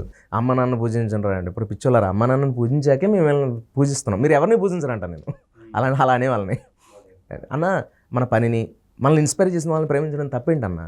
పైగా నువ్వు మంచివాడు, ఒక అబ్దుల్ కలాం గారిని గౌరవిస్తున్నావు, ఒక టాటాని గౌరవిస్తున్నావు, ఒక ఒక చిరంజీవి గారిని గౌరవిస్తున్నావు, ఒక సచిన్ టెండూల్కర్ని, ఇలాంటి వాళ్ళని ప్రేమించడం తప్పే ఉంది, వీళ్ళని ఇన్స్పిరేషన్గా తీసుకుంటే తప్పే ఉంది అన్న. నా తల్లిదండ్రులు, నా రక్త సంబంధికులు కూడా నేను ఏమవుతానని వాళ్ళకి క్లారిటీ లేదు, నాకు క్లారిటీ లేదు. కానీ ఒక చిరంజీవి గారి వల్ల నా లైఫ్లో క్లారిటీ వచ్చింది. చిరంజీవి గారు ఆయన కోసం, ఆయన బాగుపడడం కోసం, ఆయన ఎదగడం కోసం సినిమా ఇండస్ట్రీకి వస్తే ఆయన కోసమే వచ్చారు కదా. ఆయన ట్రంక్ పెట్టి పట్టుకుని మొగల్తూరు నుంచి బయలుదేరినప్పుడు, ఐ మీన్ ఎక్కడ ఆయన సినిమా పిచ్చితో ఎట్లయినా సినిమా యాక్టర్ కావాలి అంతే. సక్సెస్ అయ్యి ఆయన కష్టపడ్డాడు, ఆయనంతటా ఆయన కష్టపడ్డారు, ఆయన వచ్చారు పైకి. ఆయన స్టార్ అయితే, ఆయన కోసం ఆయన ఎదిగితే, ఆయన వెనకాల ఎన్ని లక్షల మంది వచ్చామన్నాయి. అలాంటి ఇన్స్పిరేషనల్ పర్సనాలిటీ ఇంకెవరైనా ఉన్నారు అసలు? ఇంకెవరైనా ముందు వస్తారా, రాగలరా? అంత అంత క్రేజ్, డెడికేషన్ తోటి పనిచేసి. ఈ రోజుకి 6 o'clock నేను ఆయనతో ఆశ్చర్య పని చేశాను. అది ఎడిటింగ్లో పోయింది, కానీ కాజల్ గారి కాంబినేషన్, కాజల్ సినిమాలో లేకపోవడం వల్ల మా ట్రాక్ లేచిపోయింది. ఆచార్యను నేను అన్నయ్యతో పని చేశాను స్క్రీన్ మీద, అది నాకు దొరికిన వారం ఫస్ట్ టైం అది. కానీ పర్లేదండి, ఇంకా కొంచెం బాధ కలిగిందా అలా? కొంచెం కాదన్నయ్య, అది దాని గురించి మాట్లాడితే ఇంకో గంట ఇంటర్వ్యూ చేయాలి మనం, వద్దు. అది బాధ నరకం, అది పక్కన పెడితే చేయకి చేశాను, చేసిందే పోయింది ఎయిటింగ్లో. అంటే మనకి నిజమే బాధ చాలా ఉంటుంది కదా, ఎందుకంటే మనం ఎవరినైతే ఆరాధిస్తామో వాళ్ళతో కలిసి పనిచేసే అవకాశం, మొదటి అవకాశం వచ్చింది, చేశాము, కానీ ఆ ఫలితం బయటకు రాకుండా పోయింది అంటే నోటి దాకా ఎత్తి వచ్చి లాక్కున్నట్టు అవుతుంది కదా. పైగా గ్రూప్లో కూడా కాదు, ఇద్దరమే ఉంటాం ఫ్రేమ్లో, నేను చిరంజీవి గారే. ఆ సీన్ పోయినందుకు బాధపడ్డా. 2-3 సీన్లు చేసాం, ఆ 2 పోయినా పర్లేగా. అసలు ఏం క్యారెక్టర్ చేశారు? కాజల్ సినిమాలో, ఆచార్య సినిమాలో కాజల్ తాళ్ళు, బొంగరాలు, ఇవి వకులాంబ అని ఒక మాత, అంటే దొంగ మాత. ఆ ఏరియాలో ఆ గుడి చుట్టుపక్కల ఒక మాత, కామెడీగా వాళ్ళ చుట్టుపక్కల కొంతమంది కమెడియన్స్ ఉంటారు. నేను ఆవిడ దగ్గర కొన్ని ఎకరాలు తాకట్టు పెట్టి లాస్ అయిపోతాను. నువ్వు ఇవి ఇస్తే నీకు పిల్లలు పుడతారు, నీకు ఇవి ఇస్తే పెళ్ళి అవుతుంది, ఇలాంటివి చెప్పడం వల్ల మోసపోతా. అలా మోసపోయిన నన్ను గట్టిగా వెళ్ళి అడిగితే, ఎందుకంటే ఇలా మోసం చేశారు, నువ్వు దొంగ మాతో అది ఇది అని వెళ్ళినందుకు నన్ను గెంటేస్తుంది కాజల్, మనుషులను పెట్టి. కామెడీగా ఉంటుంది. గెంటేస్తే వెళ్ళి చిరంజీవి గారి దగ్గర పడతా. అప్పుడే చిరంజీవి గారు ఎంట్రీ. ఏంటబ్బా ఎలా పడిపోయా అంటే, దొంగ సార్ అది, ఇలా వేళ్ళు తాళ్ళు బొంగరాలు అని చెప్పని మాయమాటలు చెప్పి మొత్తం జనాల దగ్గర డబ్బు దోచేస్తుంది. ఇలా తెంగరోళ్ళ క్యూలు కట్టి దాని దగ్గరికి వెళ్తున్నారు సార్, మీరైనా చెప్పండి సార్, నాలాగా మోసపోకుండా ఉంటారు. ఈ టైప్లో ఒక సీన్ పోయింది. ఇద్దరమే ఉంటాం స్క్రీన్ మీద. ఎంత కిక్ ఇస్తుంది అది. మురిసిపోయాను. డబ్బింగ్ కూడా చెప్పకపోతే పర్లే, క్లారిటీ ఉండి కొంచెం మనసుని కంట్రోల్ చేసుకున్నాను. డబ్బింగ్ చెప్పేసా, ఇంకా బాధ ఉంటుంది. నరకం అది ఏ ఆర్టిస్ట్కి రాకూడదు. మనం మాట్లాడితే అది కొంచెం అనిపిస్తుంది, కానీ చచ్చిపోతే బాగుంది కదా అనిపించింది ఆ రోజు. అంటే అంత బాధ అనిపించింది ఆ రోజు. సినిమా చూసుకున్న తర్వాత అంటే ముందు తెలియదా, రిలీజ్ అయ్యేదాకా తెలియదా? అప్పటివరకు తెలియదు. రిలీజ్ కరెక్ట్గా రేపు రిలీజ్ అనగా అలా తెలిసింది. అసలు చూసుకోవాలని వెళ్ళి ఉంటారు కదా. థియేటర్ బుక్ చేస్తాను నేను. ఎక్కడ మారుతుంది థియేటర్? పాలకొల్లునా దగ్గర సినిమాలు చూడాలంటే పాలకొల్లు, తనకు ఇంకేం ఉన్నాయి. ఊళ్ళోనే ఉన్నారు అప్పుడు అంతే. మరి అమ్మకి చూపించాలని, అమ్మ కూడా కలే కదా, చిరంజీవి గారిని కలిసి పని. అమ్మని తీసుకుని వెళ్ళారా? లేదు, అమ్మ కూడా బాధపడి ఉంటుంది ఈ లెక్కన. మళ్ళీ రాలేదు, ఆయనతో రావాలి. ఇంకో ఇంటర్వ్యూ ద్వారా మళ్ళీ అమ్మాయికి నేను ఆయన ఎదురుగా అడగలేను. ఆయన దగ్గర కూర్చొని ఆయన చూడడమే సరిపోతుంది. నేను పైగా ఇంకోటి అన్నయ్య, ఇంట్లో మనుషులు ఆయన అంత దగ్గర తీసుకుని ఇంట్లో విషయాలు అడుగుతూ అంత ప్రేమగా చూసుకుంటుంటే నేను ఇవన్నీ మాట్లాడగలను. దీనికంటే గొప్ప ఒక అభిమానం ఇచ్చారు ఆయన, ఒక దగ్గర బంధం ఇచ్చారు. ఒక గిఫ్ట్ కూడా ఇచ్చినట్టున్నారు అప్పుడే. ఫోన్, మొబైల్ ఫోన్ తీసుకుంది అమ్మ తీసేసుకుంది. కొన్నాళ్ళు వాడాను, తర్వాత అమ్మ తీసేసుకుంది. నువ్వు ఈ ఇయర్ వరకు నీకు ఇదే అని చెప్పాను. ఇప్పటికీ ఇంట్లోనే ఉంది ఫోన్. వివో ఫోన్ ఇచ్చారా? 7 ఏళ్ళు అయిపోలా అది? 7 ఏళ్ళు ఏంటన్నా, పైన అవుతుంది. 8 ఏళ్ళు 9 ఏళ్ళు అవుతుంది. 9 years అవుతుందేమో. ఓకే, 2000. బట్ కానీ 17, 16 మొత్తానికి అట్లా అనుకుంటున్నా నేను. అంతే కరెక్టే. కానీ ఒకటనే ఇన్స్పిరేషన్, అంతే. అది అలా ఉండిపోయింది ఇంకా. సో అలా అంటే కేవలం చిరంజీవి గారి మీద పిచ్చితో ఎలా అయినా సరే ఆయన చూడాలని హైదరాబాద్కి వచ్చారు. చూడాలని కదా, ఆయనతో నటించాలని వచ్చారు. అరే మనలో ఒకడు ఇలాంటి ఏమీ లేకుండా పైగా ఆయన ఏమి నిజంగా అంటే ఉన్నట్టుగా మాట్లాడుకుంటే ఇది అందరూ అనేది ఏదో అమితాబ్ బచ్చన్ హైట్ లాగానో, లేకపోతే 6 అడుగుల ఆజన్ బహుడనో, కలర్ అనో కాదు కదన్నయ్య. నెక్స్ట్ డోర్ బాయ్ లాగా మన ఇంటి పక్కన ఉండే మనిషి అంత శిఖరం అయ్యాడంటే, అరే మనం అందులో ఒక పావలైనా చేయలేమా అన్న నమ్మకాన్ని ఇచ్చారు ఆయన. అన్న ఈరోజు నేనే కదా, రవితేజ గారు, కమెడియన్ సునీల్ గారు, హీరో తరుణ్ గారు, శ్రీకాంత్ గారు, మీరు, నేను, అసలు లైట్ ఫోకస్ చేసే వాడు కెమెరామెన్ ఏమో నేను చూపించాలి చిరంజీవి గారిని, కమెడియన్ నేను యాక్ట్ చేయాలని, డైరెక్టర్ నేను డైరెక్ట్ చేయాలని. ఎంతమంది బాబీ లాంటి డైరెక్టర్స్, వాల్తెరువారి డైరెక్టర్స్, బాబీ గారు ఇలాంటి వాళ్ళు ఎంతమంది, రైట్, అవును, ఇంతమందిని ఇన్స్పైర్ చేశాడు ఆయన, మహానుభావుడు. హీరోయిన్స్ కూడా తహతహ ఆయనతో యాక్ట్ చేయాలి, ఆయనతో డ్యాన్స్ చేయాలి. చాలు ఒక్క సీన్లో లేదంటే ఒక షాట్లో ఉన్నా చాలు అనుకునే వాళ్ళు ఎంతమంది ఉంటారు? ఇంతమంది నేను ఎవరు నా ఇంకా అది. సో ఏమనిపిస్తుంది ఇప్పుడు అంటే వచ్చారు, సో ఇప్పుడు చూసుకుంటా ఉంటే కొంచెం ఫలిస్తున్నట్టు అనిపిస్తుందా మీరు అనుకున్నది? నేను చాలా ఒక నటుడిగా, ఒక వ్యక్తిగా, ఒక క్యారెక్టర్ పరంగా సినిమా పరిశ్రమలో నాకున్న గౌరవ మర్యాదలు అంత ఇంత కావు. నాకు చాలా ఆనందం. అది నేను అచీవ్ చేసింది చాలా సంతోషం నాకు ఇప్పటిదాకా. సో అంటే దయ అనే వెబ్ సిరీస్లో మాత్రం మంచి పేరు తీసుకొచ్చింది కదా మీకు అసలు ఓటీటీ ప్లాట్ఫామ్ మీద. 100% అన్న. అది credit goes to one and only director Pavan గారే. ఆయన లేకపోతే ఏమో మనకు అంత సీన్ లేదు, అందుకని అంత పట్టం కట్టాడు ఆయన. అవును, ఒక కీ రోల్ ఇచ్చి. ఫస్ట్ సినిమా నుంచి అన్న ప్రేమేష్ కాదలు, సేనాపతి, దయ, హ్యాట్రిక్, ముగ్గురం మీ ఇద్దరం. ఆయన మూడిట్లో మీరు చేశారు. అదే కూడా ఫ్రెండ్ ఉన్నాయి, కాకపోతే ఇప్పుడు కంపెనీ సినిమాలు ఆ డేట్స్కి ఇబ్బంది అవ్వకుండా నేను కాపాడుకోవాలి. అండ్ ఇప్పుడు ఒకటి రాబోతుంది. అంటే మీరు అనుకున్నట్టుగా ఈ సినిమా ఇండస్ట్రీలో ఏదైతే నిజంగా చిరంజీవి గారు కూడా ఇనిషియల్ స్టేజ్లో ఎన్ని కష్టాలు పడ్డారో, ఎంతమందితో ఆయన మాటలు పడ్డారో, వాటిని అన్నిటినీ భరించి సహించి అవన్నీ వచ్చారు. సో అట్లాంటి మీకు కూడా ఎదురైతేగా అంటే చాలామంది చెప్తారు మామూలుగా కూడా. నిన్నటి నుంచి కొంతమంది చేసే పనులకి, సెట్లో కొంతమంది మాట్లాడే మాటలకి ఇబ్బంది వస్తుంటాయి. ప్రతి ఆర్టిస్ట్కి ఉంటాయి అన్నవి. నా తోటి ఆర్టిస్టులు నాతో షేర్ చేసుకుంటారు, నేను షేర్ చేసుకుంటాను. కామన్ అన్న, అవమానించడం, తక్కువ చేయడం అనేది ఇండస్ట్రీలో అందరికీ ఉంది. కొంతమందికి ఆ రకం మనుషులు ఉంటారు, ఎక్కడ పోయినా ఉంటారు. అది మనిషిని హట్ చేయడం వాడికి ఇష్టం అంతే. గొప్ప గొప్ప డైరెక్షన్ డిపార్ట్మెంట్లు, గొప్ప గొప్ప మేనేజర్స్, గొప్ప గొప్ప ప్రొడక్షన్స్ ఉన్న ఇదిలో వాటిల్లోనే కొంతమంది తేడాగాలు కూడా ఉంటారు. మా ఆర్టిస్టులు కూడా ఉంటారు. పాముల్లాగా, విషనాగుల్లాగా ఇంకోటి ఎదుగుతుంటే తట్టుకోలేరు, వాడి అవకాశం వీడి తీసుకో, అతని మీద ప్రచారాలు చేయడం చెడుగా. మనం లేనప్పుడు మన గురించి మంచి మాట్లాడకపోయినా పర్వాలే, చెడు మాట్లాడకూడదు. అది నేను నేర్చుకున్నాను పవన్ కళ్యాణ్ గారి దగ్గర నుంచి. నాకు ఫస్ట్ నుంచి అది ఉంది. అలాంటివి ఉండాలి, ముఖ్యంగా ఇండస్ట్రీలో అలాంటిది ఉండాలి. మనం ఏదైనా అనాలి, తప్పు కనబడిందంటే ఎదురుగా మొహమే చెప్పాలి. అందుకే నా మనిషి లేనప్పుడు మాట్లాడకూడదు. అది కూడా నీకు తెలిసి సగం హాఫ్ నాలెడ్జ్తో, నీ చెవులతో నువ్వు వినకుండా, కళ్ళతో చూడకుండా, ఇవన్నీ. కానీ వీళ్ళంతా చేసేవి అవే. వీళ్ళకి ఏమీ తెలియదు. వాడేదో చెప్పింది నమ్మేసి వద్దులే అని చెప్పి ఇంకొని పెట్టుకుంటారు. అరే వాడి జరిగిన ఎక్స్పీరియన్స్లో వాడికి ఎందుకు పడలేదో, వాడు మంచి టాలెంటెడ్ ఏమో, నువ్వు ఎందుకు వదులుకుంటున్నావు వేస్ట్గా, వాళ్ళ తర్వాత రిలీజ్ అవుతారు. కానీ తర్వాత అప్పుడు వీడు రాడు, వీడు దొరకడు. అవసరమే ఉంది ఇక్కడ అన్నీ కూడా. జబర్దస్త్లో కూడా చేశారు కదా. జబర్దస్త్ మొదలుపెట్టింది నేనన్నా, మొదలుపెట్టింది మేము, మా బ్యాచ్ అంతా. నేనంటే మా గ్యాంగ్, నేను, ధనరాజు, వేణు, అందరం. సో మీరందరూ మీ గ్యాంగ్ అంతా కూడా సినిమాల్లోకి వచ్చారు. నాకంటే చాలా సీనియర్స్ అండి, మా అన్నయ్యలు చాలా సీనియర్స్. సత్య ఉన్నాడుగా, మా కమెడియన్ సత్య, మా బండోడు, ఆడు, నేను, మా గ్యాంగ్ అందరూ. మా సత్య బాగా ఫ్రెండ్ అయితే. సత్య మంచి ఓకే. ఫ్రెండ్ అంటే నిజంగా నాకేమంత బెస్ట్ ఫ్రెండ్స్ అలా ఎప్పుడు నేను అంటే వాళ్ళు అనుకున్నా నేను ఎప్పుడు కూడా వాళ్ళు తీసుకున్నాను. ఇప్పుడు నిజంగా నమ్మను. ఇక్కడ ఇండస్ట్రీలో 6 to 6 బంధాలే తప్ప నేను దీన్ని అంత సీరియస్గా తీసుకోను. ఓకే అన్న 70 80 గడిచిపోయిన కైకల్ సత్యనారాయణ గారి దగ్గర నుంచి, అందరి దగ్గర నుంచి నేను చాలా టైం స్పెండ్ చేశాను. తెలుసా మీకు? కైకల్ గారితో నేను టైం స్పెండ్ చేశాను చాలాసార్లు. కోట శ్రీనివాసరావు గారితో ఇప్పుడు కూడా, నిన్న 2 రోజుల క్రితం కూడా వెళ్ళాను. సో వైరల్ వీడియో అది. నేను ఆయనతో పాటు టైం స్పెండ్ చేస్తాను. మహా నటులు రేలంగ్ గారి దగ్గర నేను. ఎందుకు వెళ్తారు? రంగం సినిమా పరిశ్రమ నేను చూసి వచ్చింది, నేను చిన్నప్పుడు చూసినవన్నీ ఆ యొక్క బంగారపు అడుగులు అన్నయ్య. అవి నమ్మి వచ్చాం. కానీ ఇప్పుడు అక్కడ వాళ్ళు లేవన్నయ్య. వాళ్ళతో ఉంటే కనీసం వాళ్ళన్నీ వాళ్ళకున్న ఎక్స్పీరియన్స్ ఎంత గొప్పది. కైకాల గారు, కోట శ్రీనివాసరావు గారు, తనికల భరణి గారు, వాళ్ళు స్టార్ వార్డ్స్, లెజెండ్సే నిజంగానే. రాళ్ళపల్లి గారు, వీళ్ళందరితో నాకు అనుబంధం ఉంది. నేను ముగింపులేను కదా, ఆయనతో రాళ్ళపల్లి గారు నాటకాలు చేశాను. భరణి గారితో పాటు కుక్కరకు భరణి గారు నాటకాలు మా ఊర్లో కొమ్మది కళ్యాణ్ గారు. నేను మా నాన్నగారు రంగస్థలం నట్లే కదా, నేను అందులోంచి వచ్చాను. సూపర్. ఓకే. నాకు అన్నం పెట్టింది లలిత కళాంజలి, కోడరామకృష్ణ గారితో పాలకొల్లు. అంటే సినిమాలోకి రాకముందు స్టేజ్ మీద చేశాను. స్టేజ్ ఆర్టిస్ట్ అన్నా. నేను నాటకాల నుంచి వచ్చాను. రవీంద్ర భారతిలో కూడా నాటకాలు చేశాను. ముగింపులేని కదా, రాళ్ళపల్లి గారివి, గోగ్రహణ అర్ధభాండం భరణి గారివి, రాజీనామా భరణి గారు, గురువు రాళ్ళపల్లి గారు. సో వాళ్ళిద్దరు బంధం మామూలు బంధం కాదు. అంటే ఇంకా ఆయన దైవంగా భావిస్తారు. ఆయన ఇంట్లో దేవుడి ఫోటో ఎలా ఉంటుందో రాళ్ళపల్లి గారి బొమ్మ కూడా అలాగే పెట్టుకున్నారు. ఆయన శివుడు, రాళ్ళపల్లి గారు ఇద్దరు అలా ఉంటారు భరణి గారి ఇంట్లో. కరెక్ట్.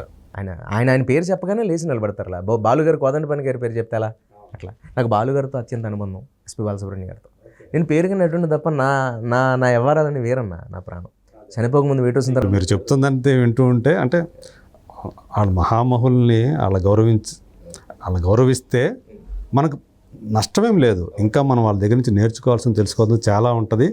వాళ్ళతో గడుపుతున్న ఆ క్షణాలని అవి మనకి జీవితకాలం మనకు అవి మరుపురాని అనుభూతులాగా మిగిలిపోతాయి కదా అలాంటి వాళ్ళతో గడపడం అనేది. అంటే వాళ్ళు చేసిన జర్నీలో అండి బ్యాంక్ ఉద్యోగాలు వదులుకుని కోట గారు, భరణి గారు ఏమో ఎక్కడ ఆయన ప్రయాణం ఎలా ప్రయాణం అయ్యి ఒక నటుడిగా స్టార్ట్ అయింది, ఒక రచయిత అయ్యి ఆయన అవుతాం అనుకోలేదు. ఆయన అసలు ఒక గ్యాంగులో మెంబర్, ఆయన ఒక రౌడీ, ఆయన బొగ్గు దొంగతనం ఆయనే చెప్పారు కదా, మన ఇంట్లో నాన్న చేత తన్నులు తిని ఈ పనులు చేసి. ఇప్పుడున్న ఆయన భరణి గారు ఆయన గతం ఏంటి, ఇప్పుడున్న కోట గారు ఆయన గతం ఏంటి, వాళ్ళందరూ ఎంత గొప్ప లెజెండరీస్. అండ్ ఈవెన్ మా శివాజీరాజా అన్నయ్య గారు, ఆయన సంస్కారం, ఆయన ఒక president, movie artist association president, ఆయనతో ఆ బంధం నాకు ఇంచుమించు ఒక 5-6 ఏళ్ళు. నేనే రాజు నేనే మంత్రి ఒక 40-50 రోజులు పనిచేసిన, దగ్గర 1 year ఆ డబ్బింగ్ అయ్యి రిలీజ్ అయ్యేంత వరకు ట్రావెల్. ఇప్పుడు మళ్ళీ సరిపోదా సినిమా, ఈ సినిమాలో కూడా నేను శివాజీరాజా గారే కొన్ని నెలల నుంచి. నాని సినిమా మా సంసారం వేరు అసలు, శివాజీరాజా గారు మేము. ఆయన ముందు అసలు మేము ఎవరమండి, మేమంతా. వాళ్ళు ఎప్పుడు వచ్చారు, వాళ్ళు 40 ఏళ్ళ ఎక్స్పీరియన్స్, 35 ఏళ్ళు 45 ఏళ్ళ ఎక్స్పీరియన్స్. ఒక్క సినిమా కళ్ళు అనే సినిమా చాలు శివాజీ రాజాకి. కళ్ళు, ఆయన చేసిన సినిమాల్లో సముద్రం, ఆయన చేసిన సినిమాల్లో మనం మాట్లాడుకుంటే చాలా కాదు కదండి, ఇవాళ అవుతుంది. వాళ్ళు అలాంటి నటులతో ఎందుకు టైం స్పెండ్ చేస్తారని అడిగితే వాళ్ళ ఎక్స్పీరియన్స్ అన్న. ఇన్ని నాటుపోట్లు తట్టుకుని వచ్చారు కదండి. సినిమా పరిశ్రమ ఇప్పుడు రూపాంతరాలు చెందుకుని ఓటీటీ అనేది ఒకటి వచ్చింది, మీకు తెలియదు. నేను గైకల్ గారితో ఇది కోట గారి దగ్గరికి వెళ్ళి మాట్లాడుతుంటాను. ఏది వచ్చినా సినిమా ఎప్పటికీ సినిమా గొప్పది, సినిమా అన్ని రంగాలు గొప్పవి. మీరు ఎవరైనా మాట అన్నారు, మీరు ఎలా అండి ఎలా సర్దుకొచ్చేవారండి, ఏ తప్పు లేకుండా అన్యాయంగా ఒకరు ఇలా అంటున్నారని నేను బాధ అనిపిస్తున్నప్పుడు వాళ్ళని కలుస్తుంటా. అప్పుడప్పుడు నాకు ఆనందం వచ్చిన వాళ్ళ దగ్గరికి వెళ్తాను, ఎంత సక్సెస్ కొట్టినా వాళ్ళ దగ్గరికి వెళ్తాను. బాగా రిసీవ్ చేసుకుంటారా కోట గారు? రిసీవ్ చేసుకుంటారు. అందరూ అంటారు కోట గారి కోపం ఎక్కువ అని, కానీ బట్ ఆయన ఒకవేళ ఒక మాట అన్న తప్పే ఉందన్న. అంత మహానుభావులు, నా తండ్రి తిట్టినా బాధపడతాను, కానీ కోట గారు అలాంటి వాళ్ళు తిడితేనే బాధపడను. వాళ్ళు ఏముంటుంది, పాప ఆయన అలా ఏం కాదు. ఆయన ఏంటంటే ఒక వయసు వచ్చిన తర్వాత ఎవరికైనా సరే ఒకటి చెప్పేటప్పుడు స్ట్రాంగ్గా చెప్పబుద్ధి వస్తుంది. అది కాదురా ఇలా వినాలి అంటే అప్పుడు వాళ్ళకేందంటే ఇది మనం చెప్తే ఎవరన్నా ఏమో అనుకుంటారేమో, బాధపడతారేమో అనే ఇది ఉండదు వాళ్ళకి. అసలు అమ్మాయి చెప్పేస్తారు, ఇది చెప్పకపోతే ఎట్లా, ఇప్పుడు దాకా దాచుకున్నాము అని చెప్పాలనిపించేస్తుంది. ఇంకా పోయేది ఏముంది ఇంకా అని అనిపిస్తుంది వాళ్ళకి. అదే మర్చేయగలం కదన్న వాళ్ళ ముందు. అసలు ఆయన ఏదైనా అనొచ్చు, ఆయన చాలా ఆనందంగా ఉంటుంది నాకు. ఆయన ఆరోగ్యంగానే ఉండారు కదా.